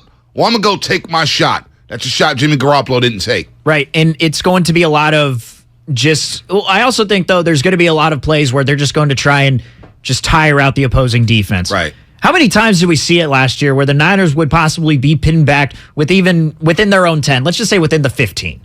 How many times did we see them get pinned within the 15 and then run a 13-play drive that takes 10 minutes off the clock? And you got 3 points. The defense is, you got 3 points, but the defense is tired, and then the 49ers defense comes out onto the field that makes the offense go 3 and out because the 49ers defense is just that damn good. That's great. I still think they're going to run that. But you are right. They are going to work in some of those other, because that's what they were trying to do every single game. Alex Smith did that. Right. Alex Smith did that. For sure. And David Akers broke the field goal record. Well, guess what? Field goals don't win you games. For sure. Field goals almost lost you the Dallas wildcard game. Yeah. Couldn't score touchdowns. That's the difference with Trey Lance. And when he gets in that red area, one thing that nobody's talking about with Trey Lance, and something I noticed in North Dakota State. What? And even you go back to his high school days, and I know this is in high school. When he gets into the red zone, there's some guys who can smell that pylon. They can smell that end zone. And it's like, you know what? I'm getting in there. Just have a feel for running, they got a feel for scoring 6. That's the difference in this league. You can't keep settling for 3. I saw, not David Akers last year, but Robbie Gould last year. We saw him too many times. We saw him way too many times. I don't need to see Robbie Gould on the field like that. Right. I need 6. And I think that's the difference here. So, it's all fine and dandy where you're like, oh, man, Niners are the time of possession. Man, they're on a 19-play 8-minute and 50-second drive. That's all fine and dandy. But when you're not scoring 6, it's like, well, feels like a wasted possession. For sure. Think back to the Seattle but game. There are a lot of times where they did score 6, though, Bonte. You can't act like every single possession they had a field goal. Rob Guerrera, this is what he said yesterday, and he's absolutely right. The 49ers last year did not come out like gangbusters, guys. There was 11 times last year, including the playoffs, where they scored 10 points or fewer in the first half of games, including 6 in the first 8 games. Yeah. They came out, and they were not lighting it up on the scoreboard with Jimmy Garoppolo. And if Trey Lance does that this year, he's going to get replaced, which is totally unfair. Don't focus on the last 3 seconds, because I don't think Trey Lance is going to get replaced all like that. They need to have patience with Trey Lance. They need to. And depending, you just mentioned how the NFC is a weak conference. Well, if it's a weak conference, they could be 3-5, one game out of a playoff spot. You're all good. It's true. You're all good. You're not wrong. Let the young man play. He needs to play. That's what people aren't understanding. Young players need to play. James Wiseman, what is everybody bitching a moment about with James Wiseman? He's not playing because he's been hurt. He needs to play. Harrison Barnes, when he got benched, Mark Jackson's last year's head coach, we're all saying, man, Harrison Barnes needs to play. Now, we saw him play, and then you move off of him, you pivot to Kevin Durant or whatnot, but he needs to play. Jordan Poole needed to play, and he played and got better. Trey Lance needs to play this year. So I don't want to hear, like, the whole leash thing. It's starting to annoy me a little bit. I'm not going to lie to you. This whole leash, well, oh, man, you're hearing reports? You may get bitch week 2. That's asinine. That's asinine. This kid's going to play, and he's going to play well. I mean, Kyle Shanahan and John Lynch don't want to admit that they screwed up on a pick that they traded up 2 picks in order to get. Like, they traded 2 future first-round picks, in order to get. Like, they're not just going to admit. That's what they would do if they were to bench him, especially after 2 weeks. After 2 weeks, when you play the Bears and then the Seahawks, after 2 weeks, you're admitting, all right, well, you know what? We have some skepticism around that. Well, Trey Lance is who you are going to build the team around. Like, what does that say to the fans about your decision? Like, what's the one thing that fans are skeptical about when it comes to Lynch and Shanahan when you talk about both of them? It's the drafting, right? We always go back to the draft picks. A lot of people are talking about, the running backs and how Joe Williams didn't work out. Obviously, Trey Sermon getting waived. Yeah, you could have brought in a lineman. I get it. A lot of how these late round undrafted free agents have performed compared to the ones who are drafted in the middle rounds. I mean, it's obvious that, like guys like Mostert and Breida and Elijah Mitchell, those guys have panned out. Trey Sermon and Joe Williams haven't. And you go back to 2017, we're still talking about the 2017 draft even today. Like, that's the one area. And if you made the wrong pick when you mortgage some of your future in order to pick this dude, like, that's almost admission of failure. It is. It's close to it. It's not exactly admission of failure, but it's like a peg in front of that. Well, if it's a failure, then heads are going to roll. It's not just going to be Trey Lance. I'll tell you that right now. Right. You whiff on this pick, there's going to be a couple other dudes out the door. But when you talk about time of possession, I go back to the Atlanta Falcons, and this is an offense I've been studying over the last few days. The 2016 Atlanta Falcons, where Kyle Shanahan was the offensive coordinator. And I believe that's what Kyle Shanahan wants. But he had Julio Jones, he had Taylor Gabriel, he had Mohamed Sanu, he had Austin Hooper, I think played tight end. You had Devontae Freeman, Tevin Coleman, you had Matt Ryan. Matt Ryan won the MVP. Everybody talks time of possession, and I'm seeing some time. Well, Bonte, time of possession, that's what Kyle Shanahan wants. The Atlanta Falcons that year, as an offense, they were 18th in time of possession, and they've averaged damn near 35 points a game. 35 points a game that offense averaged. They were lighting up the scoreboard, and they were 18th in time of possession. So sometimes I think we overrate time of possession. The Niners dominated time of possession against the Dallas Cowboys in that wild card game I was at. And yet it was 16-7. I'm like, damn, how is it only 16-7? They should be up 24-7. They were dominating time of possession, but you're settling for field goals. Why? Because the offense is sputtering, because your quarterback can't help you get a first down in a critical situation. Trey Lance, that's money downs, third downs. I could use my legs and go get a first down. We get in this red area. We're not going to settle for 3. That's the difference here. This is why Trey's starting. This is why they're moving on from Jimmy G. And so this whole thing about time of possession with Shanahan, forget all that. Forget these 15-play, 50-yard drives that result in a 43-yard field goal. I'm so damn sick of that. I'm so sick of that. I'm tired of watching that football. Trey's going to bring you that element of surprise. That's why he's the number 3 pick, and that's why he's in this offense. And I think that's where Shanahan, where everybody, well, Phil Simms, we come in with that cut, saying, wait until the game plan. Wait until week 1. Wait until we see the entire playbook for Trey Lance. I'm not thinking about, oh, man, the leash is short for Trey. Oh, man, what if he struggles? I'm thinking positively here. I'm thinking, man, this young man comes out like gangbusters. We're going to see why he was picked 3rd overall in the NFL Well, let's draft. not act like the Niners were leading the league in time of possession last year, though. They were 17th in the league in time of possession. So whatever, the 18th in the league for the Falcons, it's about par for the course. But the difference is, the reason they were putting up so many points on the board there is because Matt Ryan could throw downfield. That's the reason. Trey Lance can throw downfield, and that's why I'm excited for. But the question is, can he hit those layups? It can't just be a deep play every single play, Bonte. Like, what if it ends up like Debo running down the right sideline and you get a play which maybe should have been flagged a PI, which I still think that it could have been, but it was preseason in week 3, so who really cares? The dude was hooking Debo's arm and goes off to show off on Instagram about it. I don't know if you saw that, and Debo called him out. It was great. Yeah, that's what Debo does. But you also do have to hit some of those layups, though. You do, and that's going to be that was the one thing that Phil Simms talked about. He said right at the beginning when you asked about Trey, he said, well, to be honest, what I saw in preseason was not great. Right. You know, it wasn't that great. And the problem is, it's those touch passes. Those deep ball, we already know he could throw the deep ball. We've seen him drop dimes in practice. We know he could do that. Can he hit those layups, though? And that's going to be the biggest question. I think that's the biggest question right now surrounding him with 49er fans and why there's some skepticism around it. Look, the reason I wanted him last year is because he's just a more exciting quarterback. Yeah. He extends plays. Yeah. It's more than just a 2-step drop and you're going to throw to the receiver, whatever, or a slant route, and you're just going to be leading them on. Like, it's going to be a more exciting style of football. And I think 49er fans, you know, for the past 5 years, they've been seeing a certain style of football, and they're not going to be used to seeing what they see here in year 6. Yeah. 2019, Niners 5th in time of possession when they advanced to the Super Bowl. So it varies, but this whole thing that Shanahan loves to keep the ball, I don't necessarily think that's true. I think he just wants to score points. He wants to score points. All right? Get it how you get it. He wants to score fast. Those plays are set up to get chunk plays. And those are chunk plays that the Niners have missed out on in the last couple of years. But offensive line, you know, we talk about all the variables around Trey Lance and Jimmy Garoppolo, whoever plays quarterback. Yeah. You know, Ray Rattle said something yesterday that was so spot on with David Bruce. Ray Rattle, he's talking about, you know, he goes, you know, it's amusing how much we talk about quarterbacks because quarterbacks can't thrive without the guys up front. The most important position group on offense is the offensive line. Right. And for some reason, like, you know, you could say, yeah, sure, the Cincinnati Bengals advanced to the Super Bowl because they had a subpar line, a very subpar line. But what did they do this offseason? They loaded up all the offensive line. Totally. Why? Because it cost them that Super Bowl. Right.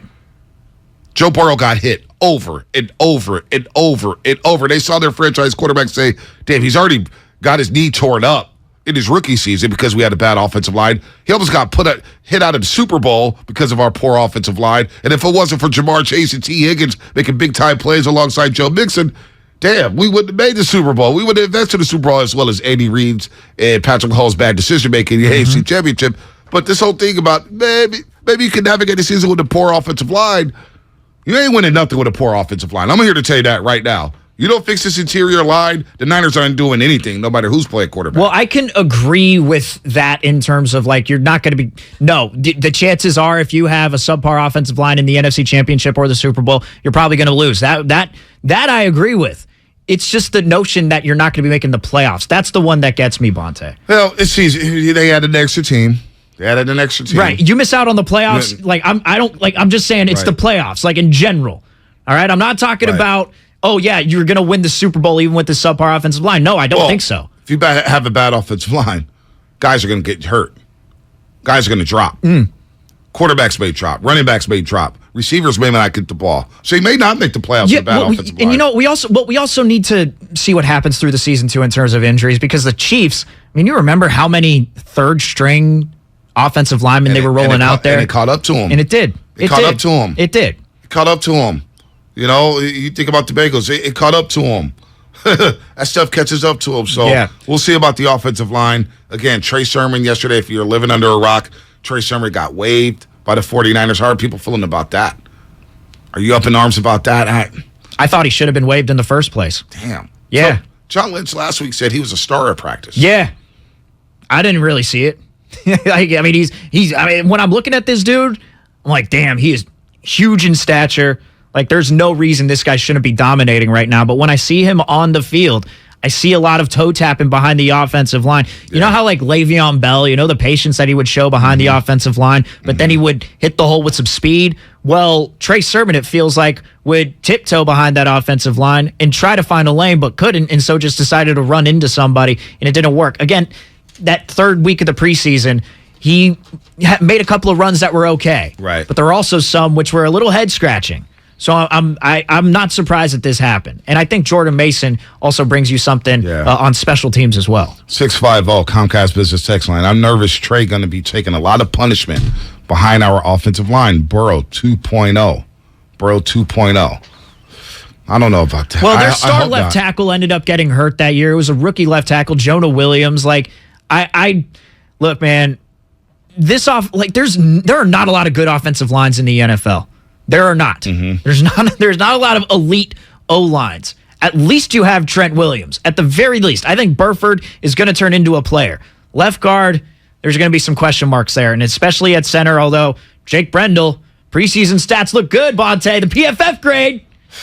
I don't know about that. Yeah. Jake Brendel. I know. That right? worries me. That worries me. But Phil Simms, again, he joined us yesterday at 7:30 on the Morning Roast, two-time Super Bowl champ with the New York Giants. Here's what he said Trey Lance needs to do better if he wants to succeed in this offense. Is he a naturally gifted passer of the football? No, he is not.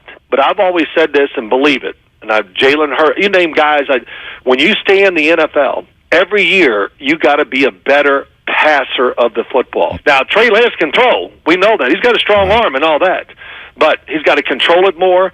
And in the NFL, for quarterbacks, you got to be dead-eye accurate on all those short throws to make easy catches so they can get extra yards and things like that. And his throwing was, I would say, not, if I'm just going to judge, I'm being fair, I'm being honest, it was not good during the preseason. It just wasn't good enough. Too many balls that got away from him a little bit, off target, not perfect spirals, things like that. And the only thing that's going to correct that is practice and time on the field to get him more comfortable in an offense that's going to be more reliant on the pass than he had at North Dakota State. There's some facts there. There's no doubt he's going to have to be more accurate. Yeah, and we're always talking about, Trey, he's going to get destroyed behind this offensive line. I'm also focused on the run game. How are they going to be in run blocking as a team? Because watching the Niners these previous seasons with Kyle Shanahan, no matter who's there on the offensive line, they have all, like, for example, last year, Daniel Brunskill, right? Daniel Brunskill, to us, he was awesome. At least everyone was kind of like, oh, Daniel Brunskill, maybe they have something here at left guard. He's okay, but specifically in run blocking, not so much in pass blocking. Same thing with Mike McGlinchey, too. Right. We always get on Mike McGlinchey for the pass blocking, and rightfully so. Like, when the big sacks happen, it's because Mike McGlinchey might miss a block. But in run blocking, he's always been very good. So the question is, can the offensive line stay the same in terms of run blocking? Because then you open up the play action, you fool the defense a little bit. Maybe they're only trying to rush 4. Like, I don't know. I think that's also the question, too, that needs to be answered. Right. We just don't know. If how come we always say, well, preseason doesn't matter? Well, the offensive line has a poor preseason. All of a sudden, preseason matters when we're talking about the offensive line. That doesn't make any sense. Well, also with the offensive line, you don't know who's playing, who's starting. Trent Williams is not playing. How different does it look? Well, if Trent Williams doesn't play, then all right. You have Colton McKivitz backing him up. Right. Yikes. Yeah, it is big yikes. Jose in Oakland. Jose, what's happening? You're on the roast on 95. Hey guys, good morning. What's up? Good morning. Hey, what's the biggest difference between Jimmy G and Trey Lance, other than the fact that Trey Lance can throw it, 60 yards down the field? It's his ability to run and move outside the pocket. So why are we getting worried about him getting hit behind that offensive line? I know it kind of stinks, but that was a problem with Jimmy G. He didn't move at all. He kept getting hit over and over and over again. Now, if Kyle Shanahan is going to get bent, on getting Trey Lance to become a pocket passer, that is going to be a problem, because then at that point we're making him play a game that he's not used to. I remember with Colin Kaepernick that was his biggest strength, being able to run. After they tried to make him a pocket passer, the guy changed. The guy started thinking as a quarterback. So to me, if you drafted the guy because he has certain abilities, why are we getting worried about him not using it unless he's being told not to do it? I don't know what your opinion is on these guys. Trey Lance, he's going to be unleashed. All right, we just haven't seen it yet. We haven't. We saw it for 2 games last year. 2 games, literally 2 games. He hasn't been unleashed. I mean, we don't know what the game plan is going to look like. We don't know who's going to be, how this offensive line is going to look. There's a lot of question marks. I love the Justin Herbert comp. I know Shasky brought that up when we were talking Trey Lance. I love the comp in terms of, and not in terms of style of play on the football field. Not that. But coming out of Oregon, nobody was that high on Justin Herbert, except for Phil Sims. Phil Sims yesterday had to bring that up, a little flex. He's like, I had Justin Herbert over Joe Burrow. Let me tell you, I went to 3 Herbert games at Oregon when he was at Oregon, and I watched a lot of Herbert. I was just like, right. Yeah. Not a lot of people were high on him, man. But until he got on the field, because some doctor accidentally punctured the lung of Tyrod Taylor. Which is crazy. That was just an insane story, and I think literally 15 minutes before the game started, Justin Herbert was told by Anthony Lynn, "Hey, you're going out there," and he goes and he balls out. Like, so I don't. And everyone saw the arm. You saw the arm in preseason. So we do need to see it on the field, Bonte. This is why I want to stop, or not stop, but this is why I want football to start right now, because I want to stop talking about what this team can possibly be without actually seeing what it is on the field. We're in a dead zone right now. I know, we are, man. It's a weird week. And we're going to hear from Jimmy Garoppolo a little later today.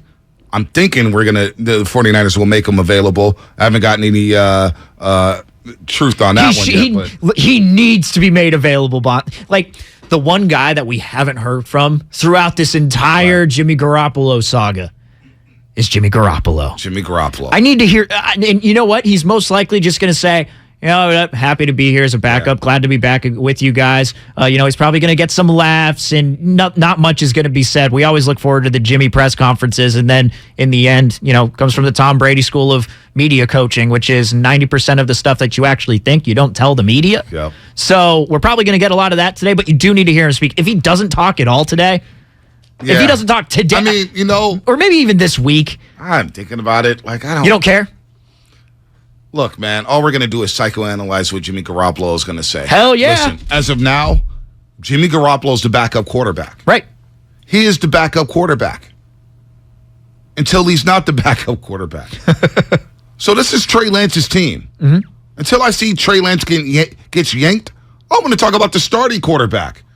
And look, Phil Sims said it. And Adam Schefter said something yesterday. I know a lot of people are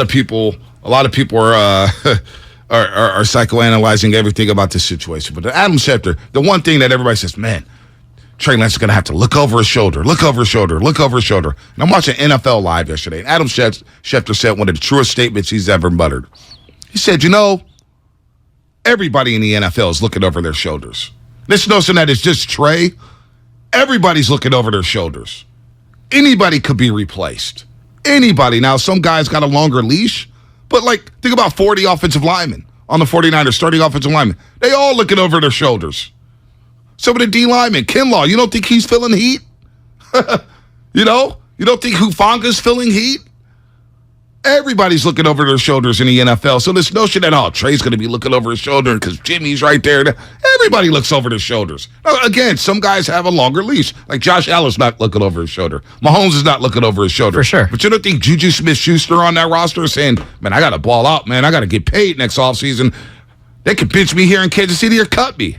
You mentioned that name. I think Patrick Mahomes can make any wide receiver great. I think Juju's going to have, we haven't paid attention to him enough. I think Juju's going to have an unreal season. But not a lot of those players are quarterbacks for the Niners and have the teams mortgage their future in order to acquire that player, and they bring back that starting quarterback. So, of course, every player's looking over their shoulder, but it's not the same, Bonte. Well, here's the thing. It's not the same. No, it's not the same. It's a weird situation, but this is just year 2 for Trey Lance. Right. If he gets benched, everybody's saying, oh, man, he's a bust, and Shanahan and them made a mistake. It's year 2. It's year 2. This could be just us being fans also. Fans who are really who are really into football and start thinking about this stuff. Like I text him, I text my friend, right? Who's not I'm not going to say he's a casual NFL fan because he knows a lot about football, but he doesn't pay too much attention to the 49ers. You know what he simply said to me when I was talking to him about Lance Garoppolo? It's exactly what you said. He's like, "What? What's there to talk about? Jimmy's the backup, Trey's the starter. There you go. That's it. That could all be that's all it could be through the season." And we try to psychoanalyze these players because we're such big fans of them. We want to know what they're thinking, but the reality is we don't. One thing I want to hear asked, maybe we got a Zoom. I may have to hop on the Zoom. No, I can't. Can't do the Zoom actually. But now I think about it. But I want to know if somebody will ask Jimmy Garoppolo, are you okay with being the backup on this football team?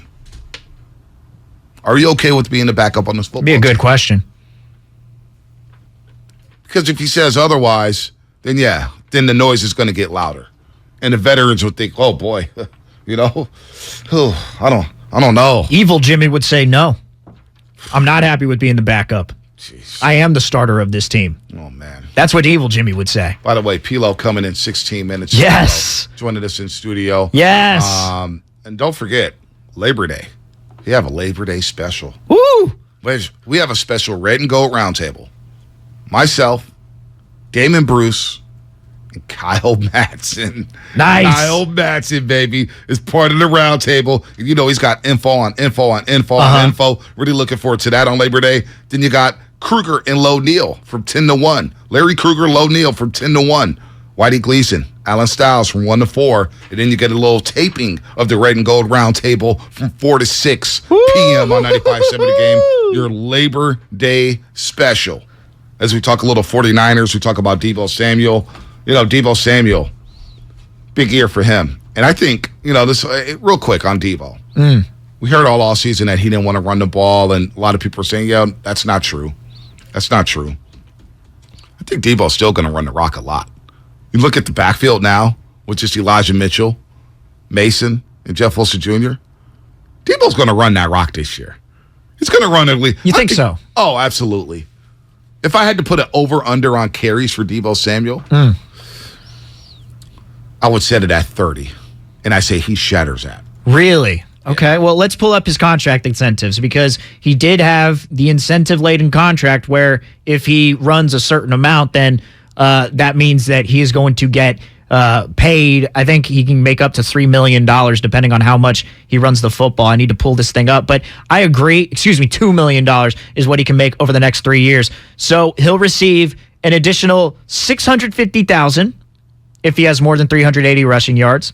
He can also earn $150,000 if he has more than 3 rushing touchdowns, but he can reach $650,000 per year. So really it has to do with yards and touchdowns. So you're saying over 30 times? I mean, if he wants to get paid, like, hey, trust me, when we're going to hear from Low Neal and Kruger, when you're talking about incentives, like players, they know that incentive is there. We think that they're just going to brush it off and say, oh, that's just $650,000. What is that? That's nothing compared to what he's making. No, $650,000 is $650,000. Like, don't be surprised if Deebo gets even more just to live up to that. Yeah, I think he's going to have more than, of course. Yeah, over 30. Yeah, I think so. 59 last year. He's one of those players, Deebo Samuel, where you just want to get the ball in his hands. Yeah. And I don't care how it happens. I don't care if it's a go route. I don't care if it's a slant. Little bubble screen. I don't care if it's a bubble screen. Smoke route. Get him in a bunch formation on the right. Oh, my God. Come on, man. Get him in a bunch formation on the short side. Because what's Deebo Samuel's strength? What's his strength? If you had to pick one strength of Deebo Samuel's, what would it be? Well, I'd combine the two, I guess, but using his strength and speed to run through people. There you go. Breaking tackles. Yeah.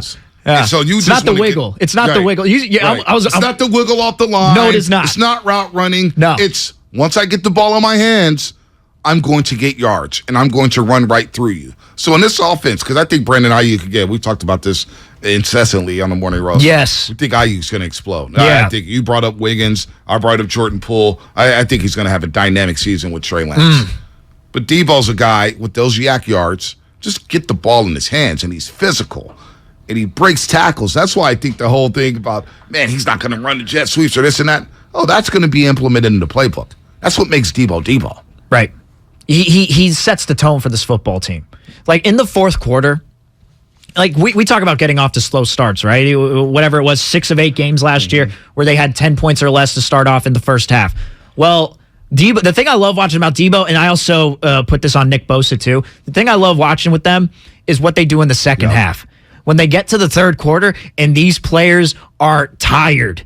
Like conditioning, it's real. It's real in the NFL, and not a lot of defenders / guys on offense can keep up with the likes of Debo and as well as Bosa. Like when Debo gets the ball in his hands in the fourth quarter, like go back to People don't want to tackle him. Go to that Titans game. Go back to that Titans game and see how Debo put him in a position to possibly win that football game. Of course, the defense didn't get it done. But and he's done that time and time again. I'm using the Titans as one example. That's one of many. That's what he does. Chicago Bears, which turned their season around. The smoke route where he got it down to the goal line and it was damn near an 80-yard play. Jimmy G is on the YouTube chat. What's up, Jimmy? Jimmy G's actually there. Oh, boy. He said, everybody is sleeping on my friend, George Kittle. I love this. We got characters. There hasn't been a lot of buzz with George Kittle this training camp. Not as much because of the trade dynamic, because of the Jimmy stuff, because of the injuries. George Kittle kind of is a sleeping giant going into the season. Both him and Juszczyk are. Every single year. I think it's because they always do what we expect of them. Yeah. Like, what did Kittle call Juszczyk during the NFL Top 100 when Juszczyk was ranked the 100th best player in the NFL? Kittle said that he is a guy who erases the mistakes that you make on offense. Well, like, Kyle Juszczyk is that type of dude. And then Kittle just pancakes everybody. Yep. Kittle's just a total team player. Yep. That's why nobody talks about him to, have that big year where he's going to lead all tight ends in receiving yards or something like that because, well, he does it he's the most complete tight end in the NFL. Mm-hmm. He does it on both sides of the ball. Mm-hmm. So I think that we just don't talk about him because they just always do what's expected. They're just solid, perennial Pro Bowl type of players. Right. And these are guys that got to be healthy. It's got to be That's healthy. Also another element to it. He's got to stay healthy. George Kittle's had trouble staying healthy, for sure. No doubt. A guy who's always healthy. He's going city to city, man. Pilo. Oh, yeah? Pilo's doing this in 9 minutes, man. Can't wait. I've seen a lot of Pilo this summer. Yeah. We talk about the summer of Curry. I got to say, in the Bay Area, there's not many people who's had a better summer than Pilo. Larry June's right up there. Steph Curry probably takes the cake. There ain't too many people who's had a better summer than Pilo. I mean, not just summer. Talk about a year. A year. I mean, going back to I can't wait to ask him about it, the 49er fan invasion down there in L.A. for the NFC Championship. Yeah, we ran into him. Pilo was performing on a bar top. Yeah, we ran into him. Like, I think he was at the ESPYs, at least at the ESPYs after party. He was there. I can't wait to talk to him about that. There's not many people who's had a better summer than him. No, he was at the championship parade. Was there. Had a car at the championship parade. He was there. There's going to be a lot, man. Real quick, before we move on. Yeah. Russell Wilson, and this broke right before our show. I could have swore I brought it up earlier. But Russell Wilson just became he's already been paid, but he got $165 million guaranteed this morning from the Denver Broncos. He's 33 years old. He's going to be playing late into his 30s, possibly 40 years old. He's got the third most guaranteed money in the league, right after Deshaun Watson. And who's the other guy? Who's the other? Kyler Murray. So he's number 3 there. Russell Wilson signing that big-time deal in Denver. How's that make you feel as a Raider fan? Well, as a Raider fan, I mean, that's fine. I think Denver's going to be a damn good team.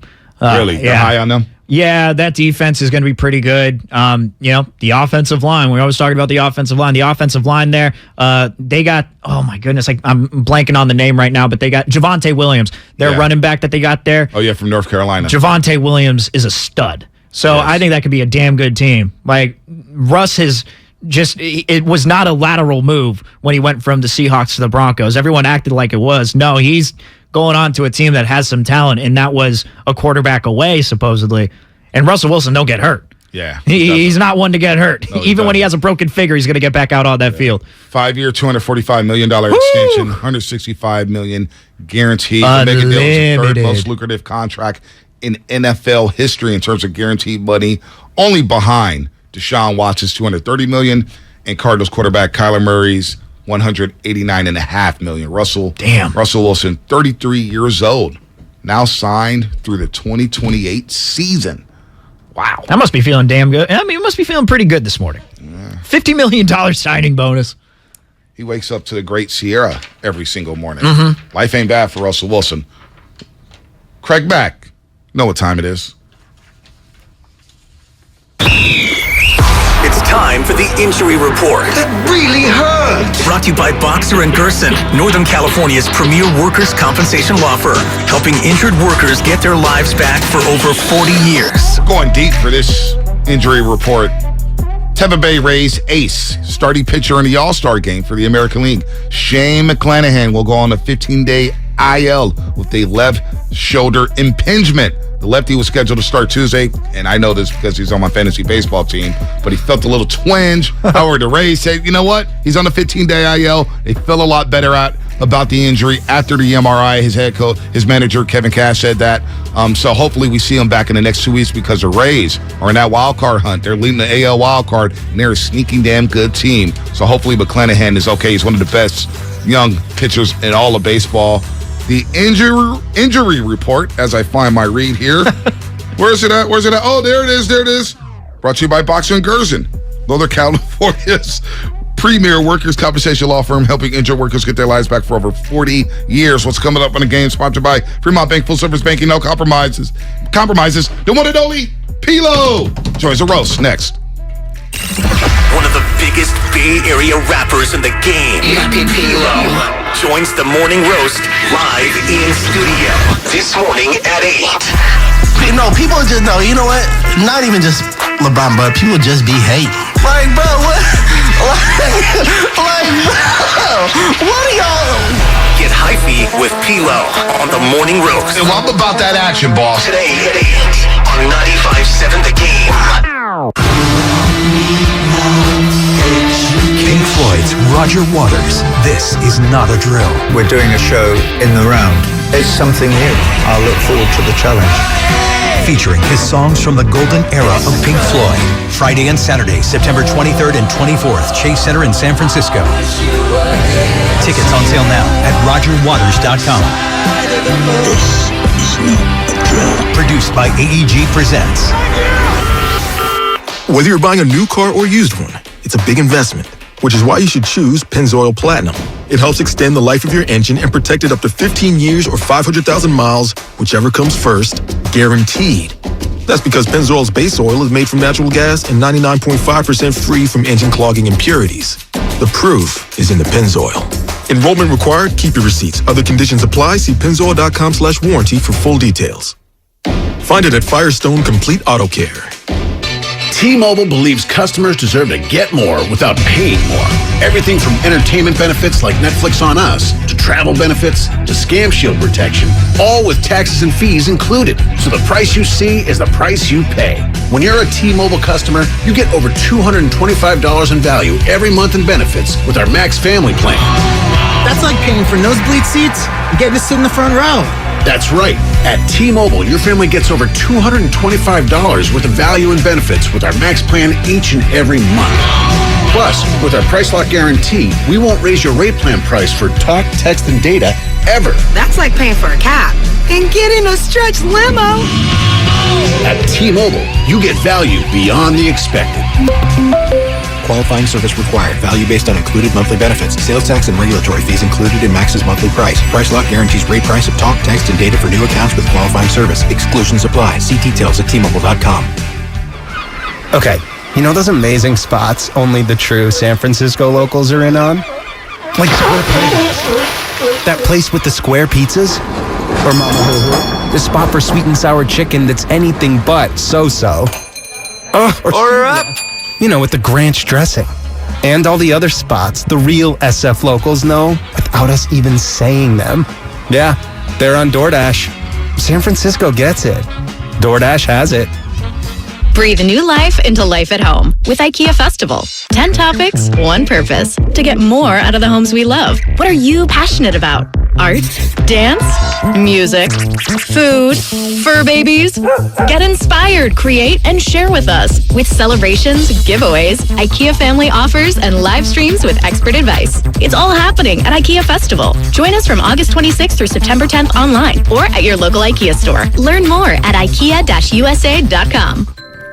Are you ready for your palm reading, my dear? Yeah, let's do this. I sense that you crave something. More reliable. Right. You know you deserve better and want out of a relationship. Yes, with my big name wireless carrier. You're who now? My big name wireless carrier. That's why I switched to Xfinity Mobile. Now I get unlimited with 5G for $30 per month on the most reliable 5G network. Let's talk about your aura. It's so... And get this. They can even save you hundreds a year on your wireless bill over T-Mobile, AT&T, and Verizon. Wow, that's actually really impressive. Yep, but you already knew that, didn't you? Oh yeah, I definitely saw this coming. Start seeing savings today. Switch to the fastest mobile service, Xfinity Mobile. Now with the best price on 2 lines of unlimited, just $30 a line per month. Switch today. Xfinity Internet required. Price comparison for 2 unlimited lines under available 5G pricing plans of top 3 carriers. Taxes and fees extra. Reduced speeds up to 20 gigabytes of usage per line. Most reliable based on root metrics. US report. Comcast analysis of mobile Wi-Fi and cellular data from Ookla Speed Test Intelligence Q2 2022. Okay, Jimmy, I want to read you a quote. This is a pitcher, Steve Klein, after a rookie hit a home run off him and then flipped his bat. Steve Klein said, end quote, that's Little League. I got every stitch of that ball. Hey everyone, I'm Ron Darling. And I'm Jimmy Rollins. Check out Unwritten from Odyssey and Major League Baseball. New episodes start May 18th and drop every week throughout the Major League season. Find it on the Odyssey app or wherever you get your podcasts. Are you looking for a rewarding new career? Join the United States Postal Service and apply for roles nationwide. Serve your community with pride and receive benefits including competitive pay and opportunities for advancement. Whether you are looking for full-time, part-time, or seasonal positions, we have options that may be perfect for you. The United States Postal Service is an equal opportunity employer. Apply now at USPS.com/careers. Staples has everything for school at great prices. So this year you won't go back to school. You'll be ready to move forward and master 5th grade math. I can't do this. It's impossible. Not you, Dad, your daughter. Staples will help her move forward. Right. Right now, Staples comp books and number 2 pencils are just 50 cents each. Plus, 2 pocket paper folders are only 25 cents each. Everything on your list at amazing prices. Staples, we're not going back. We're going forward to school. Ends 9/3. In-store only. Limit 30. Imagine a world with endless possibilities. I'm talking endless saving and endless hot showers. Yeah, you heard me right. Endless hot showers. With Navien, that dream is now a reality. Navien tankless water heaters deliver a continuous flow of hot water for as long as you need it. No waiting for a tank to reheat more water, wasting time and energy. The compact design saves you space and money in comparison to traditional tank water heaters. It's time to make the switch and make your hot water dreams come true. Visit tanklessmadesimple.com. You're listening to 95.7 The Game, KGMC FM at HD1 San Francisco. Always live on the free Odyssey app. It's time to wake up with a nice cup of morning roast. Oh, yeah. Featuring Bonte Hill and Joe Shasky. Well, I'm about that action, boss. Take him out! This is the morning roast on 95.7 The Game.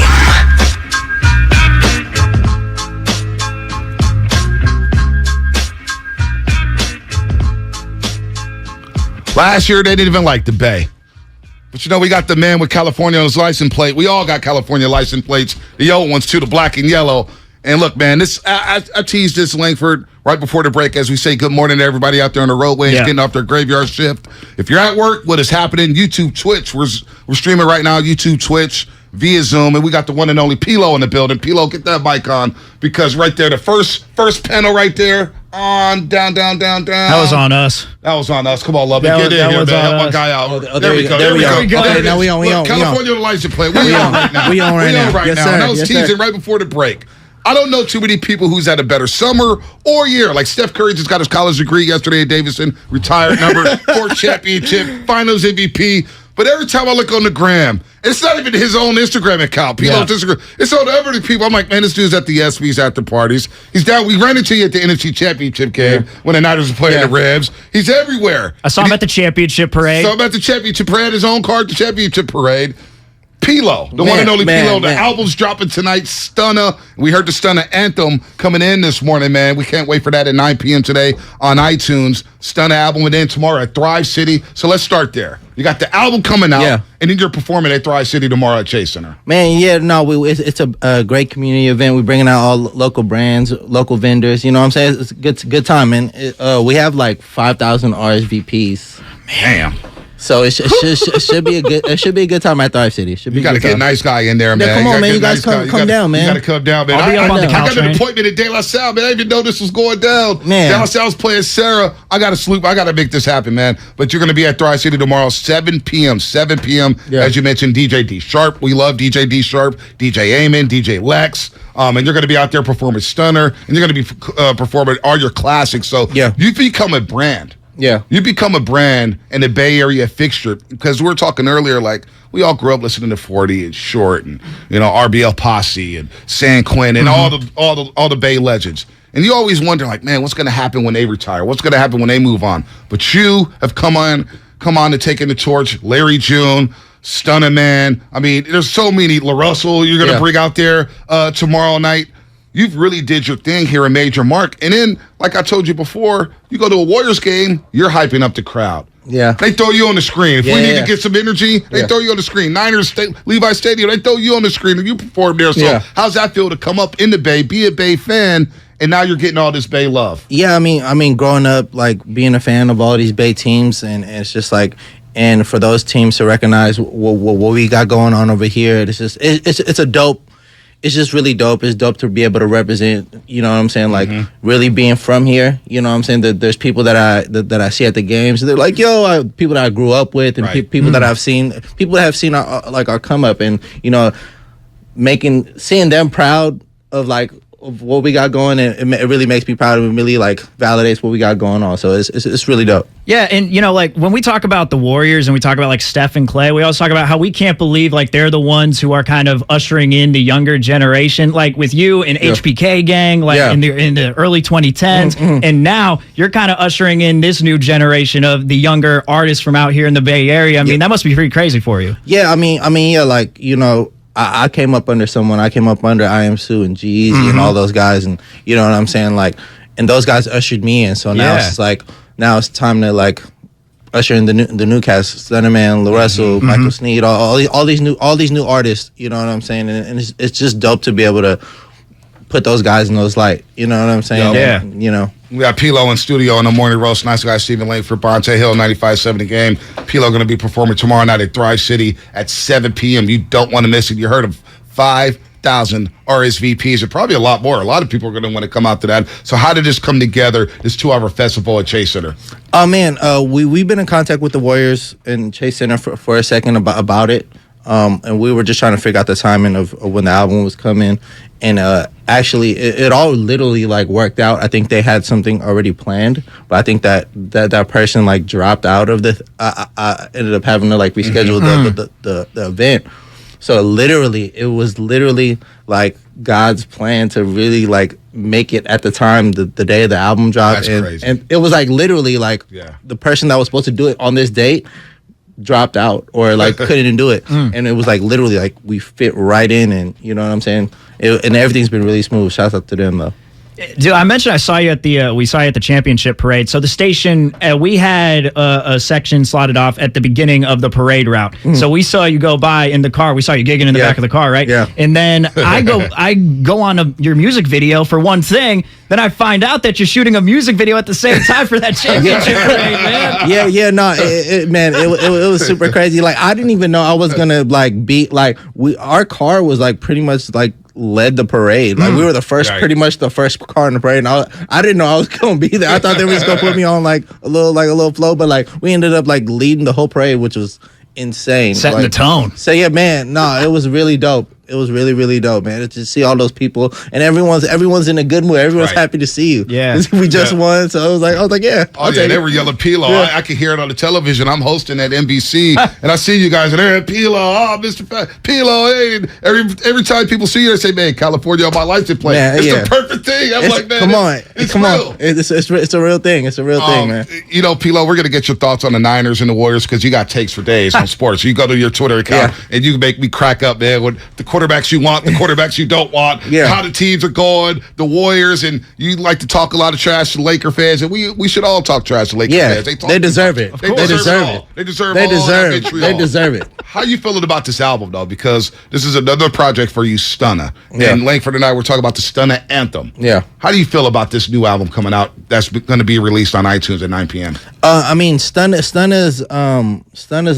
like the album Stunna is like, it's like a frequency. It's like a positive, confident. You know what I'm saying? That's really what it is. It's confident in everything you do, and really letting the inner light that's like positive and confident. It's like shining through, and that's what Stunna, like that's what my definition of it is, and the music reflects that. So it's like it's all of that. It's just like it's just great vibes, positive vibes. You know what I'm saying? Who's on the album? Who you featuring? We got E40 on there. We got Too Short, Kamaya. We got All Black, Offset Jim. We got Larry June. Larry June. Larry June. I'm good. Yeah, Larry June, the legend. I love that song. Like it's all Bay Area artists too. So it's like, man, we really just trying to put on for the Bay and double down on that. I love that. And you know what I'm saying? It feels like nowadays there's like a real appetite for Bay Area artists to come out. Like you look at, like Guap Dad 4000, for example. He's on like a Dreamville mixtape out of nowhere. Kamaya, like you mentioned, Kamaya was on an NBA 2K game at one point when How Does It Feel came out. Like there's a ton of talent coming out of the Bay Area, but it feels like there really is like an appetite and a hunger for it nationally, not just within the Bay Area. Yeah, I think the rap game needs something unique. And especially now, like I feel like a lot of stuff is starting to sound the same and whatever. But the Bay, what we always bring is something original, something unique, and that's so that in all aspects, whether it's music or sports or whatever, or tech. Like we always bring something innovative, new, original, and that's something that we've always done here in the Bay. So it's like. People jacked our styles, it feels like, in the rap game. The slang, the style, the way we dress, happens. The way we drive our cars, everything. That always happens in all aspects. Even when people start shooting hella threes because you're right. The game changed. The West Coast offense. Exactly. We've always innovative. We've always done something original. We've always pushed the game forward, and that's what the Bay always does. Like I like to think we're like at least like 5-10 years ahead of everyone in the world. As Joe Lacob would say, light years ahead. Light years. Trendsetters. Yeah, trendsetters. Pilo's in studio on the morning roast. Stephen Langford, a.k.a. Nice Guy. Bonte Hill in for, of course, Joe Shasky, the butcher's on vacation. I know he's hating life, missing this. Where's that guy at? He's in the Russian River taking a vacation. You got to get away. You got to get away. He was trying to get away from me. He's trying to get away from everything. He's trying to get away from Garoppolo mania, man. Oh, yeah. Garoppolo's back. Yeah. You're a big-time Niner fan, Pilo. Big-time Niner fan. We saw you at the NFC Championship game, but we all walked outside. Yeah. We all walked outside after that game. It was a little crusher. That was a crusher. That was a crusher. How you feeling about Garoppolo being back? I mean, I'm not mad, but I know the Niners just didn't want to eat that contract. You know what I'm saying? And I know a lot of teams didn't want to pay that price tag for him. And also, I think it's going to be good for Trey to have someone in his ear. You know what I'm saying? Just to kind of like be like, hey, got that. But Trey Lance is our guy. That's our guy. Trey Lance is our guy. I love that. Trey Lance is our guy. That's it. Yeah, that's who we rocking with. That's who I'm rocking with. Yeah, I'm rocking with. That's who I'm rocking with. I wanted Five to start last year. You ain't got to tell me. Yeah. I'm all about Trey Lance. Yeah, I'm locked in. Last year, you were at the 49er fan invasion over there in LA, and you were performing on a bar top. How did that happen? Because I'm watching a video of that. I'm like, damn, he's on a bar top performing about I mean, I didn't know I was going to perform on a bar top. Really? But because like there was like a little stage on top, and I was like, you know what, man, like I don't want to I just don't want to act weird, and let's just get in there with the people, and you know what I'm saying, make them feel it. Nice. So you know what I'm saying. So like, I just want to be able to like connect. Like I'm not. You feel me? People know me. You know what I'm saying? People have watched me and people come up. Like I don't want to act like different or anything. Like no, we out here having a good time. Yeah, no doubt about that. And you have a good time. I'm seeing you in Vegas performing all the time. Yeah. You're back here performing. You're performing at Thrive City tomorrow and performing at where the champs play. The champs, Steph Curry and the house that Steph and them built. The house that Steph and them built. How fun was last year watching the Warriors win their 4th championship? Oh man, it was such a satisfying. You know what I'm saying? Just after all those 2 years that everyone just wrote us off and everyone's just talking super bad about us and talking about their finish and the way that those guys answered with that championship DNA, real championship DNA. We was down 2 and everyone was we was down 2-1 and everyone was like, oh yeah, this series is over. It's a wrap.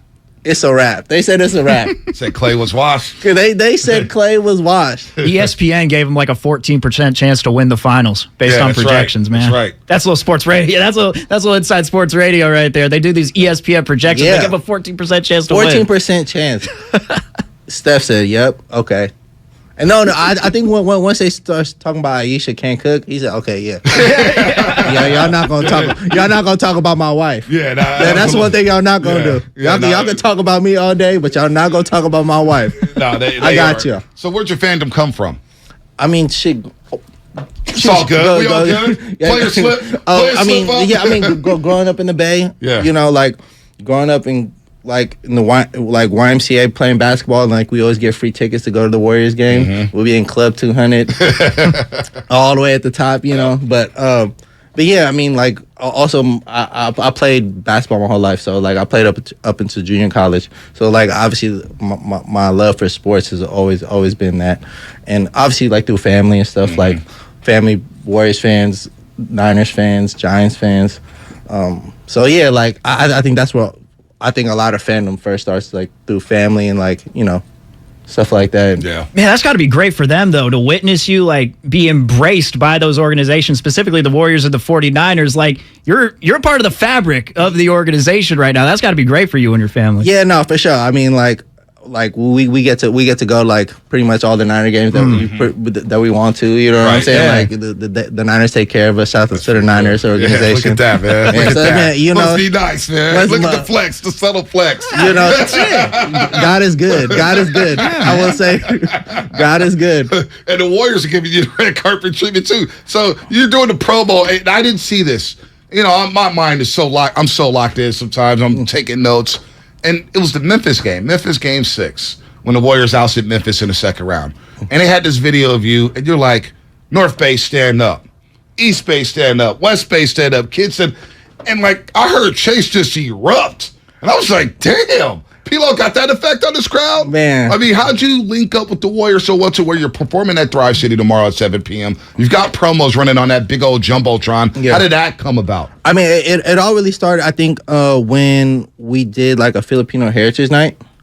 And we really just nurtured that relationship and you know, stayed in contact with them and just kind of let them know what we're trying to do and all those things. And also, I just think, you know, the Warriors being so like involved with the culture and what they got going on in the Bay, especially them moving to San Francisco, and you know what I'm saying, it's like I think they want to be able to like keep that Bay love, you know what I'm saying. Obviously, like them moving to San Francisco was like gut punch to some people. Yeah, a gut punch to some people, but like, you know, I think the Warriors have done a great job of keeping that culture. You know what I'm saying? Because the Bay is such it's rooted in culture, you know, with everything.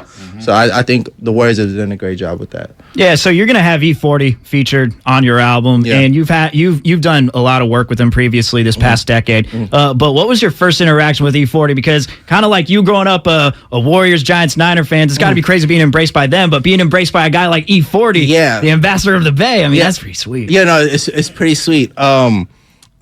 40 has always been like a idol to me, and an icon, is someone that I look forward as a blueprint. Right. And like, for him to embrace what we've got going on, like we actually shared the same engineer, so that's actually how like a lot of stuff got like put in play. But I think the first time I ever met 40 was at the Function video shoot. Wow. That was the first time I met 40. I didn't know he was that tall. Like 40's a large dude. Like no, not like. I mean, he's tall. He's tall. And he's a former athlete. He'll let you know that he was a former athlete. He's like a tall dude. And so I was just like, oh God, this is insane. And I actually told him, I was like, hey man, like I want to put this out to you, like my ghetto report card, I didn't buy the real copy, like I burned it. I bought it off. I bought a bootleg off my friend for like $5, and he was like, "Oh man, don't worry about it. Don't worry about it." No, hey man, you had to go to bootleg route, man. Them CDs were $20.99, $18.99. We were broke, man. We were broke. I was in high school, man. I needed $5. It was only $5. Yeah, $5. That's wild. Man, that must be crazy for you to see the evolution of like streaming and everything, because that's how it used to be. You have to go, on LimeWire or something like that if you didn't want to buy the CD. Napster. Yeah, but now it's just like you're streaming everything. You go on to New Music Friday and you can listen to anything you want. You could just get anything you want.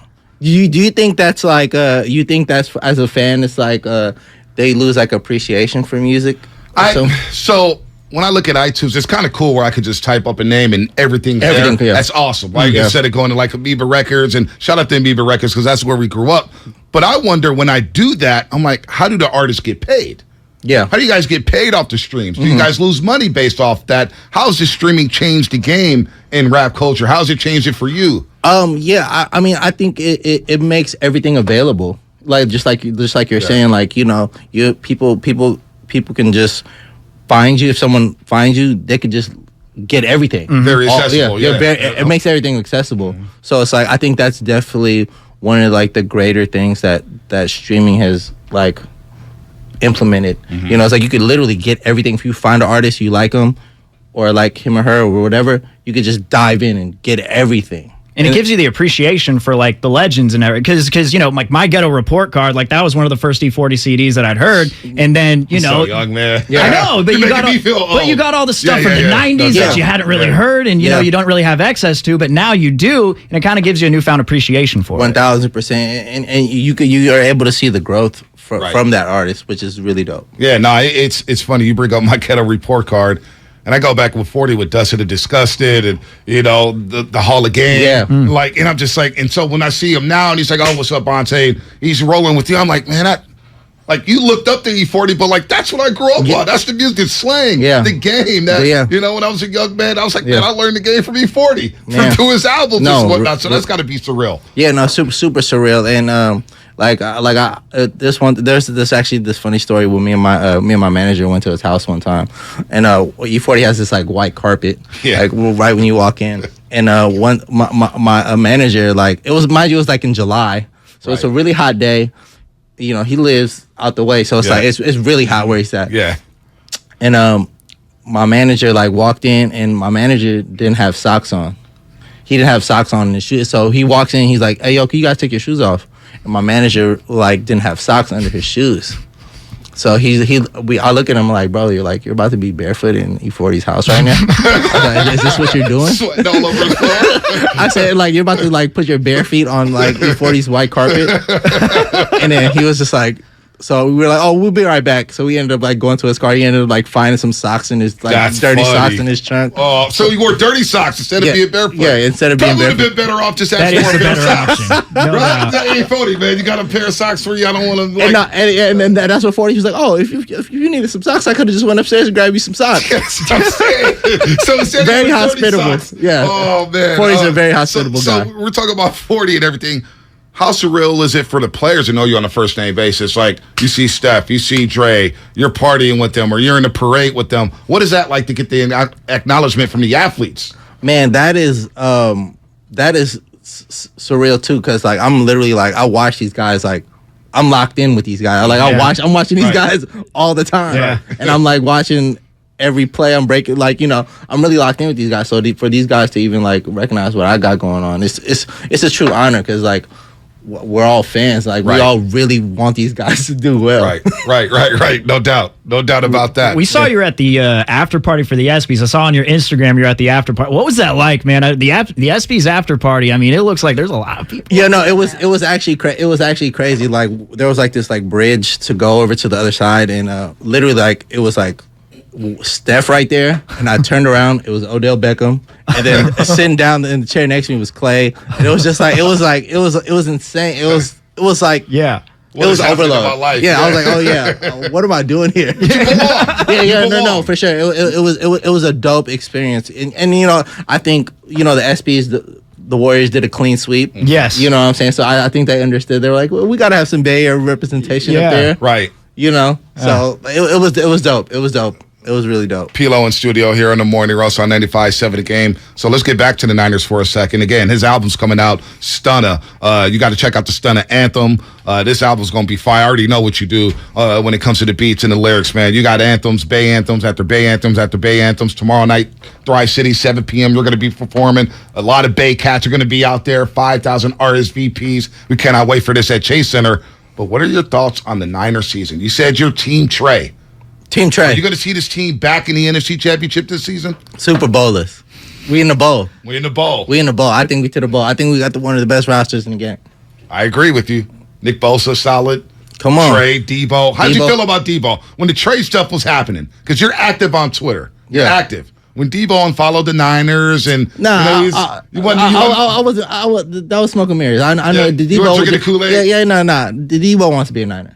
Debo wants. I knew it. Debo wants to be a Niner. I was like, hey, for a minute though, he got me because we didn't. It was during the Warriors playoff run, and Langford knows this. I said, man, does Debo really want to be a Jet? I went off and said, you know what? If you want to go be a Jet, go be a Jet. We back in the NFC Championship game. But I knew it wasn't going to come down to that. It was weird. Yeah, I mean, I think obviously, he was just trying to get his bag. And he deserved his bag. And he got that bag. He was really deserving of that bag. Because we were 3-5. And he literally was like, all right. Yeah.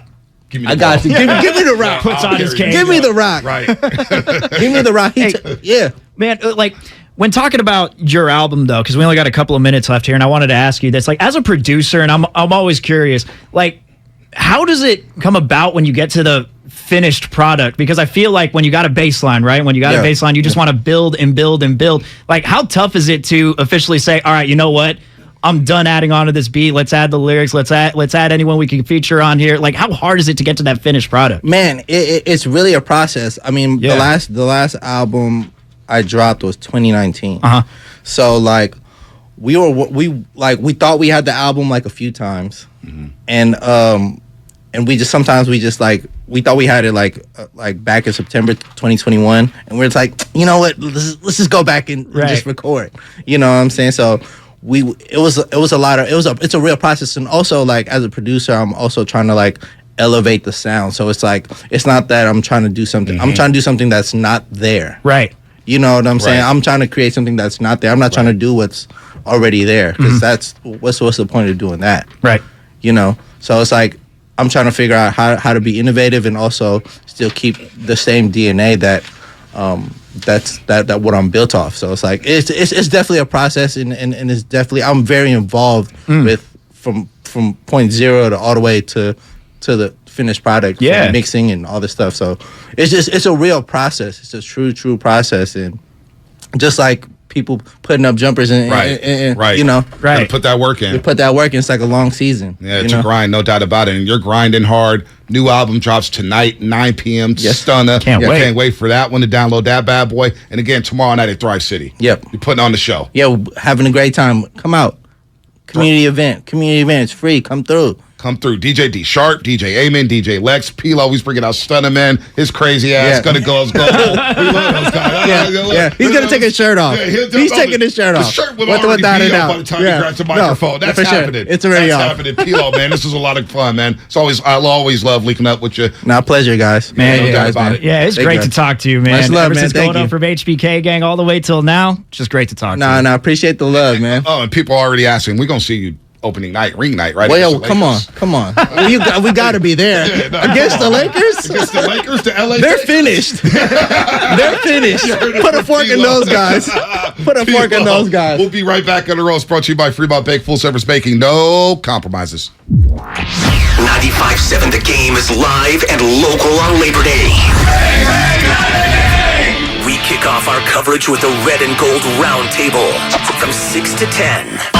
Just reaching the playoffs by hook, by crook, by any way possible. That's what you got to do. Followed by the hosts of the kickoff show, Larry Kruger and Lorenzo Neal. Cut it loose! We're live this Labor Day on 95.7 The Game. Hey, Becky, what about this beat for your next song? It's cool, but I'm into faster stuff lately. Like Xfinity that gives me beyond gig speeds. Got it. What about this then? It sounds powerful, just like Xfinity. Because its supersonic Wi-Fi has 3 times the bandwidth, you can connect hundreds of devices at once. That's what I call power. Unbeatable internet from Xfinity. Made to do anything so you can do anything.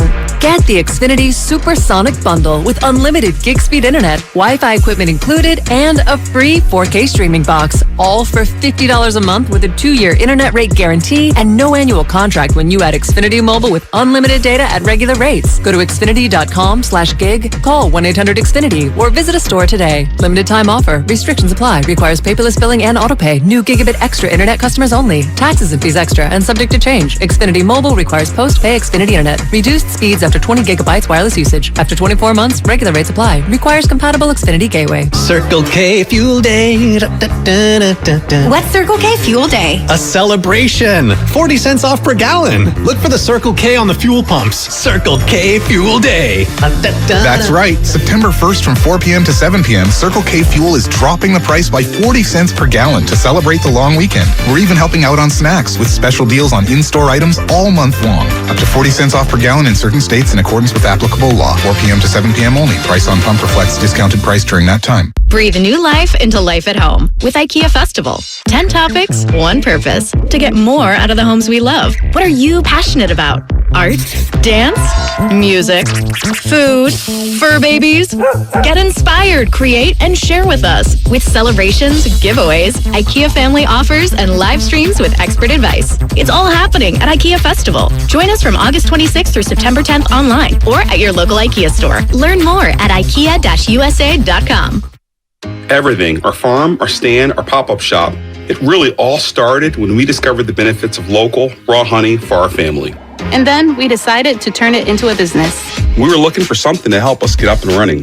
So we got the Chase Business Complete Banking Account. It's more than a bank account. It comes with Quick Accept, which lets us take card payments anytime, anywhere in the U.S. using the Chase mobile app. Plus, we get same-day deposits at no extra cost. For us, it's more than honey. It's about sharing a little sweetness with the world.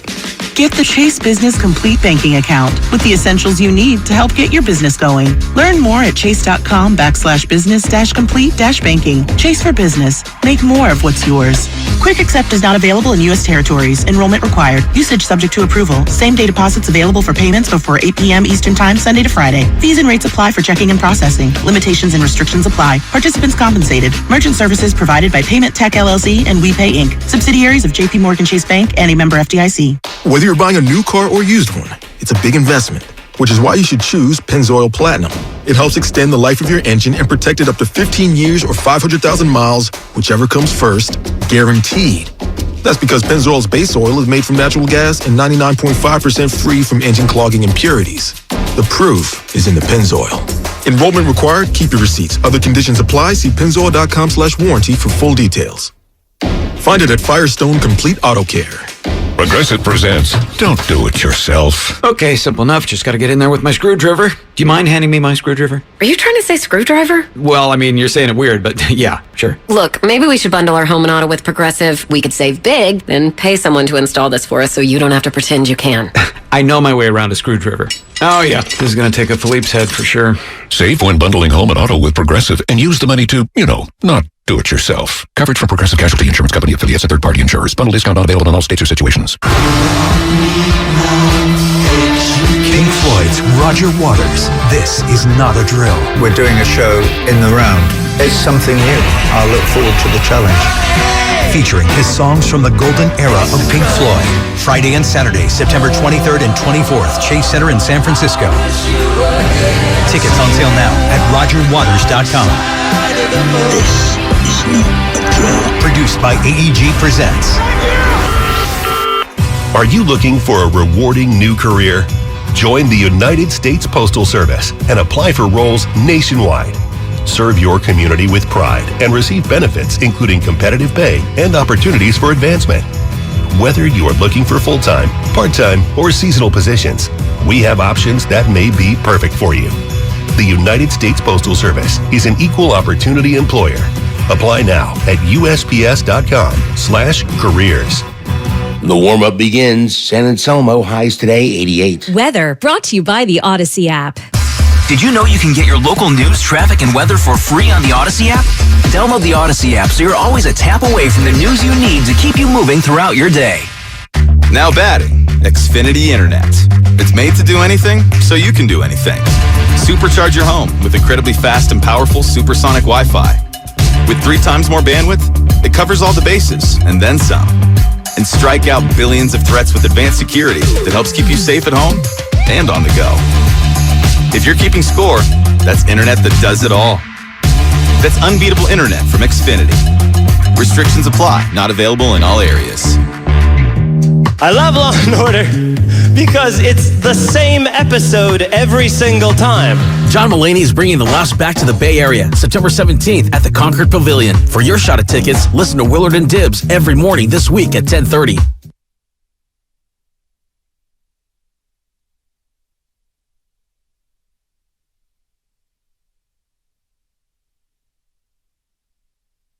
Now, back to the Morning Roast with Bonte and Shasky.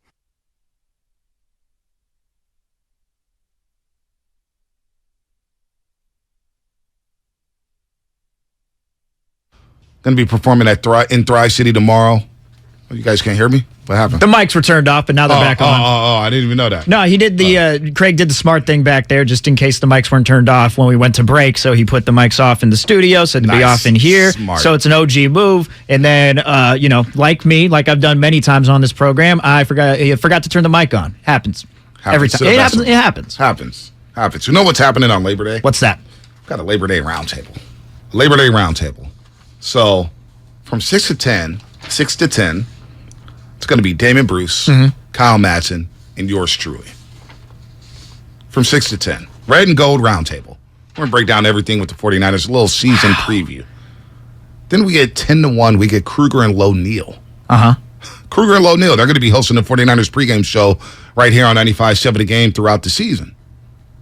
Then you get Whitey and Alan Styles from 1 to 4. Then we're going to replay 2 hours of the Red and Gold Roundtable Monday on Labor Day. So a little Labor Day special when you're barbecuing out there. Yeah. You get a little bit of everything. Yeah. A little bit of everything. It's like that, remember that time we had that day where we had to draw names out of the hat or whatever it was? And what was it called? I can't remember what the official day was called, but where we mixed around the hosts.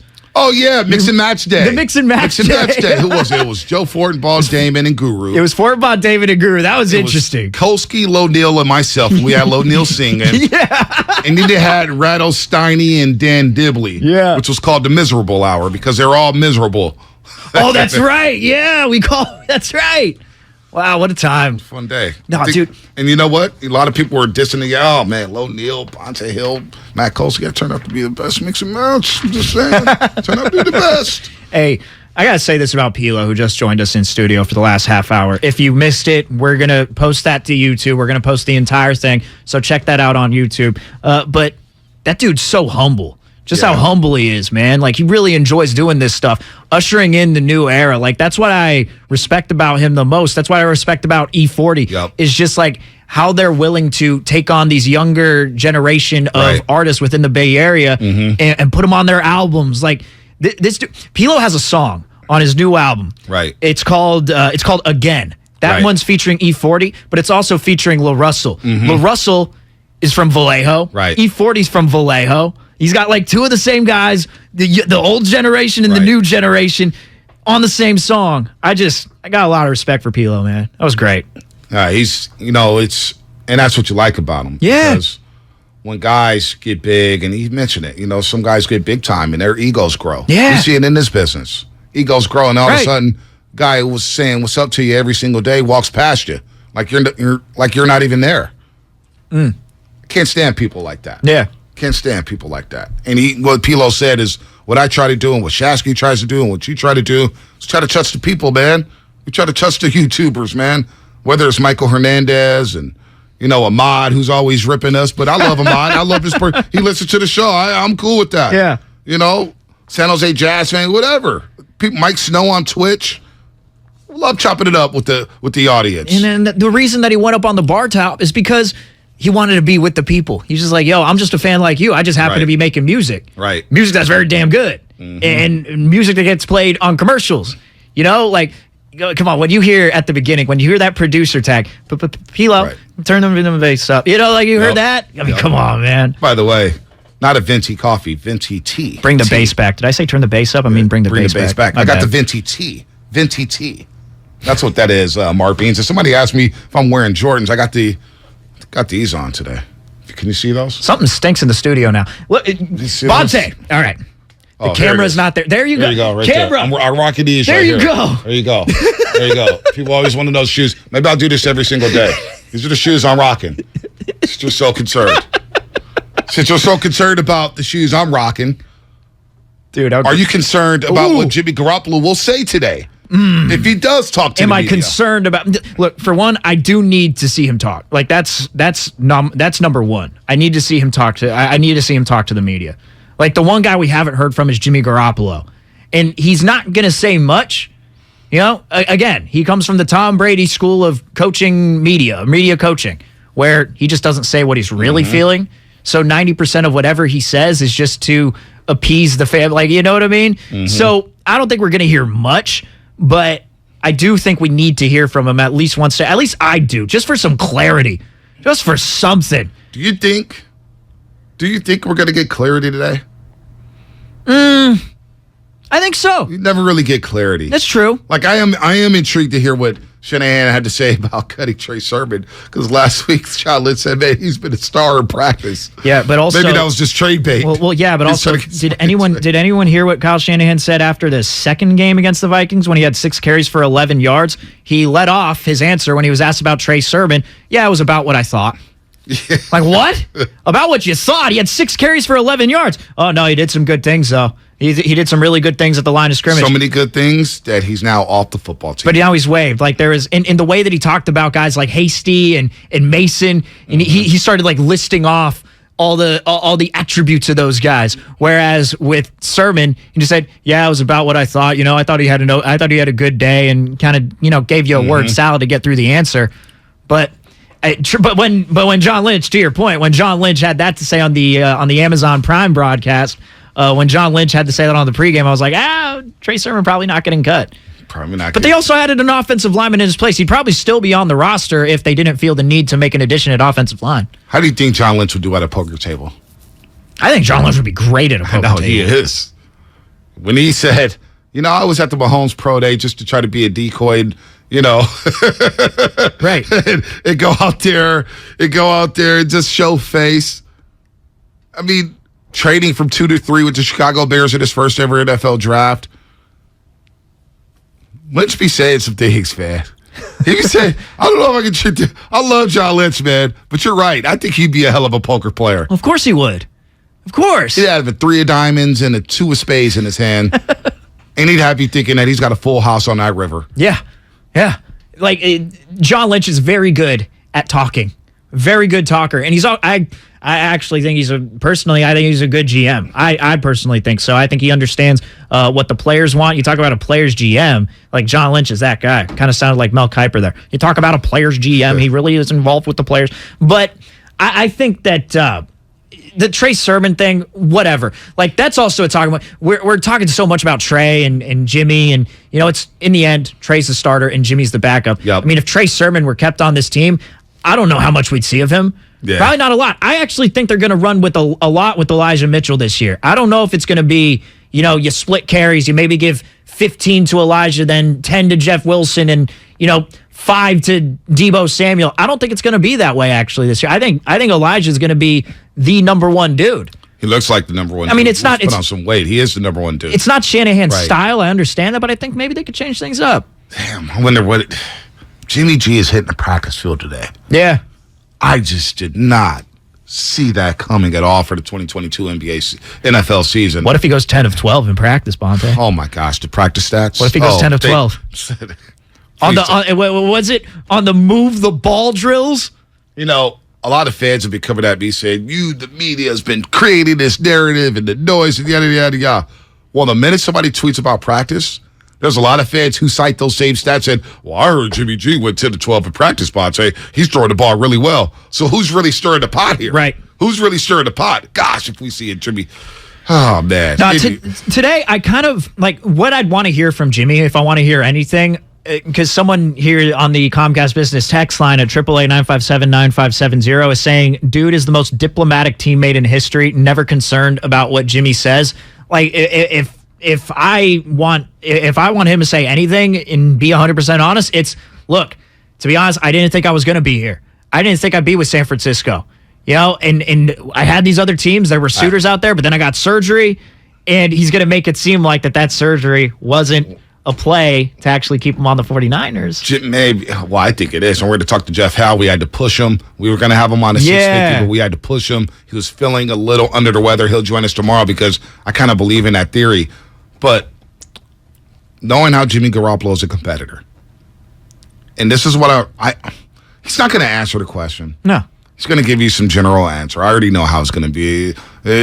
Corey, I love Corey down there with the 49ers, head of the PR department. They're going to coach him up. They know what time it is. They're not going to.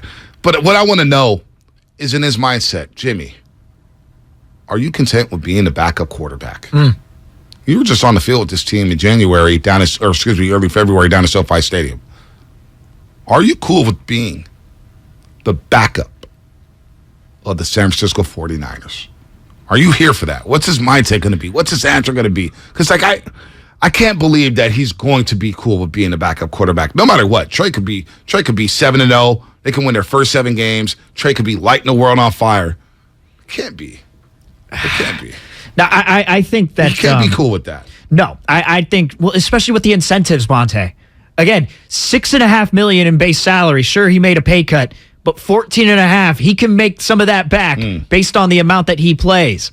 Now, no, he's not going to be... Like, I don't think Jimmy G's a bad guy or anything, so he's not going to be hoping for Trey Lance to get hurt so he could come in, or even hoping that, Trey Lance doesn't win. Best case scenario, honestly, for 49er fans, and maybe even for Jimmy G, best case scenario, Trey Lance plays the whole season, Jimmy G's the backup, he makes the $6.5 million that he's gotten base salary, tests free agency, and doesn't give any team a reason to possibly pay him or not play him. Like, I think they have their opinion of Jimmy G right now. Yeah. And maybe next year they'd be willing to pay, something north of what Mitch Trubisky got. I love that comp. There are 2 comps that I love. The Justin Herbert thing with Trey Lance, because we don't know what we're going to see with Trey Lance until we see him on the field in the regular season. And then the Mitch Trubisky one for Jimmy G, because Mitch Trubisky was just on the bench for the Bills the whole year, would only come in garbage time. No doubt. Yeah, no, I'm with you there, by the way. 650 Comcast Business text line. Bonte Langford, when does Burner come in his studio? Put up the bat signal.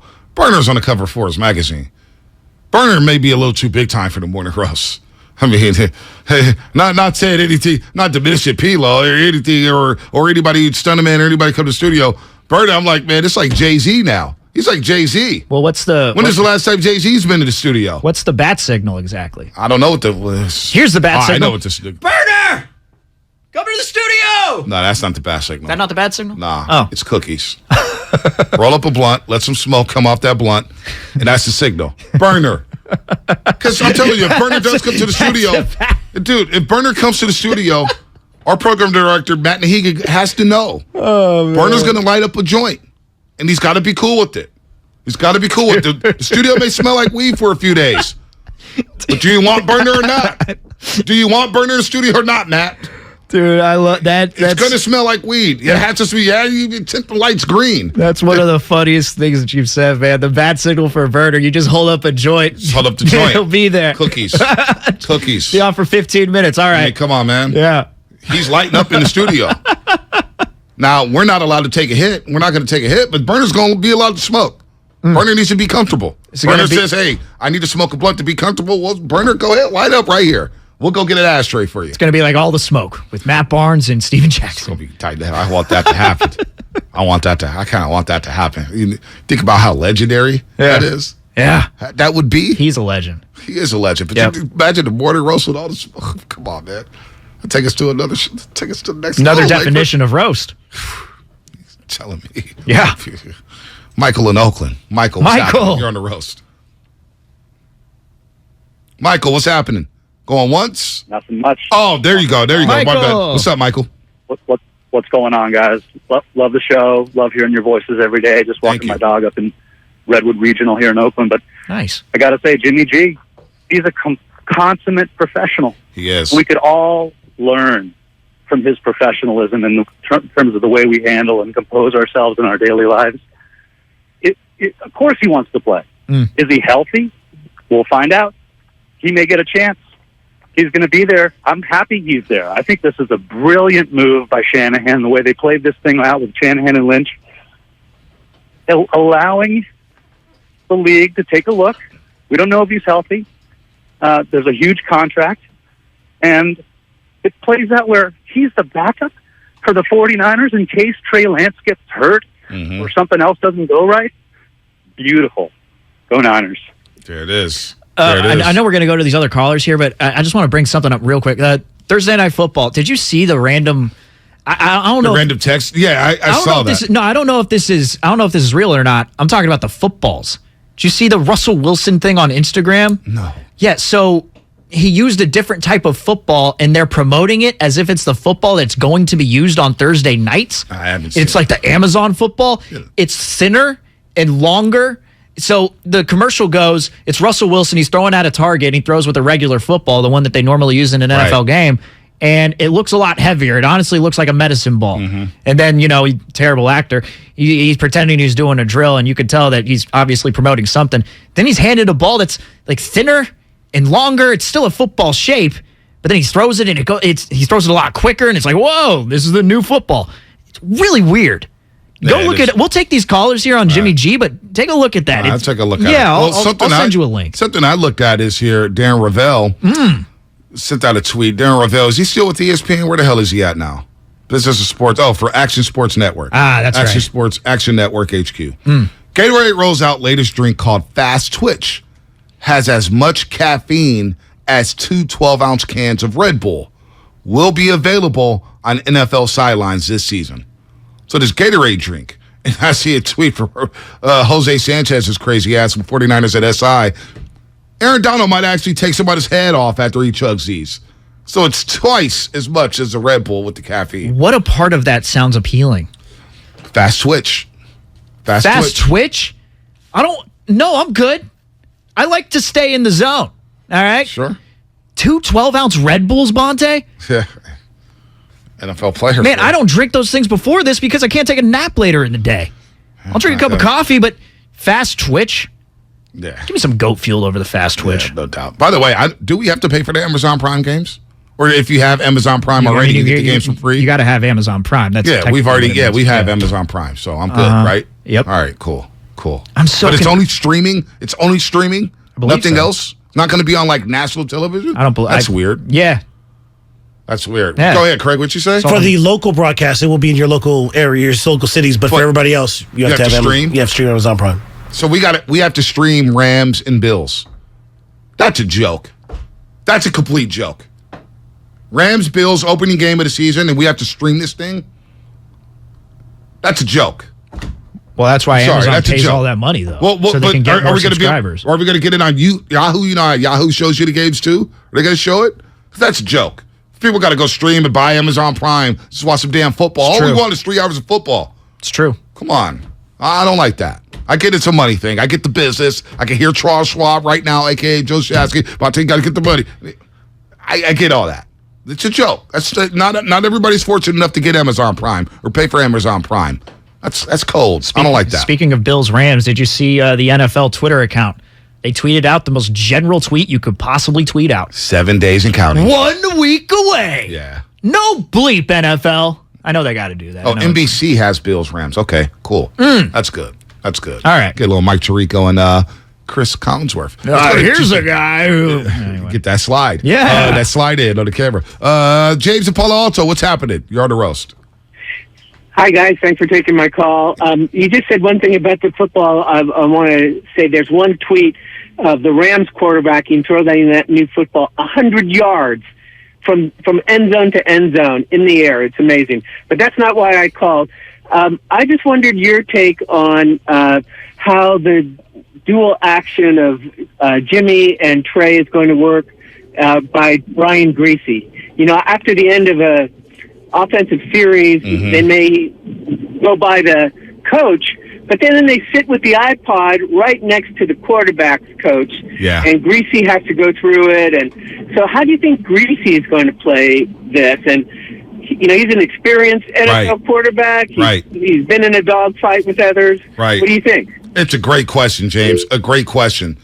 Something I thought about was would Jimmy Garoppolo sit next to Trey Lance looking at the iPad? When Jimmy was hurt last year, he just kind of stand off with the headset, but you really didn't see him go over to Trey on the sideline much or sit on the bench next to Trey. You saw a lot of Nate Sudfeld. So will Jimmy sit next to Trey with the iPad alongside Brian Greasy? I think Brian Greasy is going to be as hands-on as possible next to Trey Lance, looking over the iPad, seeing what he sees. But what if Jimmy G, what is he going to do? Because I do think the Trey and Brian Greasy relationship is going to be solid. I think Brian Greasy is going to be I think he's going to be hands-on whenever Trey comes on the sideline. Totally. Look, the thing about Greasy is this is the beginning of his new life within football. Because he's been a part of football his entire life, right? But he's gone through different stages, you know, once as a player, obviously as a broadcaster last year, and now he's getting his stint as a quarterbacks coach for the 49ers. Like that dude is going to overcompensate for his first year as a quarterback coach. Maybe he even might do too much if that's even possible. But I'm not Brian Greasy. I think he'll try to bring those two together so that you don't have a split locker room. That would be interesting. It will be. If Jimmy's not next, I could already said, oh, Jimmy's just standing off to the side. He ain't even helping out Trey Lance. We'll see about that. That's going to be... I know nobody wants 49ers on Hard Knocks, and nobody does during training camp. But in season... Well, this is the Arizona Cardinals this year. I know, but imagine like if you had the 49ers this year. Oh, my God. And I mean, it starts at week 8 or week 9. So you'd be getting them right at the bye week. You saw the Kingsbury promo for it? Yes. When he's typing into the computer looking weird? No, you know, the one that he's typing or the one where he's just leaning back in his chair with a remote just like looking at plays because he just looks so bored. They made him look at the computer. Hey, do this, Cliff. Just click the remote. Look like you're just scrolling through the cable channels, trying to find whatever show that you want to watch. That's what it looked like. It was really creepy. Let's go to Duriel before the flex moment of the show. Duriel in Arizona. I'm not sure if this is the same Duriel. Yes, it is the same Duriel. What's up? Thank you for having me on the greatest radio station in the world, 95.7 The Game. But I just want to say that congratulations to James Garoppolo. His mama named him James. I'm going to call him James until he wins the Super Bowl. Now, he called Joe Montana last year. He asked him how to beat the Cowboys. Joe Montana told him, keep throwing touchdowns to the end of the game. So, you know, he has an opportunity now. If Trey Lance comes out there and he loses too many games, you know, he's going to get benched just like Jimmy did last year and everything. And Jimmy's back in business. It's porn star Jimmy time, but he's going to have to play like Joe Montana and win the Super Bowl if you want to stick around and be a quarterback of the 49ers, because we're a class organization. We carry ourselves with class and dignity, and we were fair to you. We honored your contract. Now go out there and do what 49ers quarterbacks do and win the Super Bowl. All right, Duriel. He only gave us one and everything. Normally you get a solid 4 or 5 and everything. Yeah. But we got one from Duriel. Duriel's back. Call was on point. Duriel's back. Apparently those Amazon Prime footballs are fake. So yeah, I figured that. They're not going to change. Goodness. They're not going to change the footballs. That would have been a joke. They're not going to change the footballs. I'm not going to do that.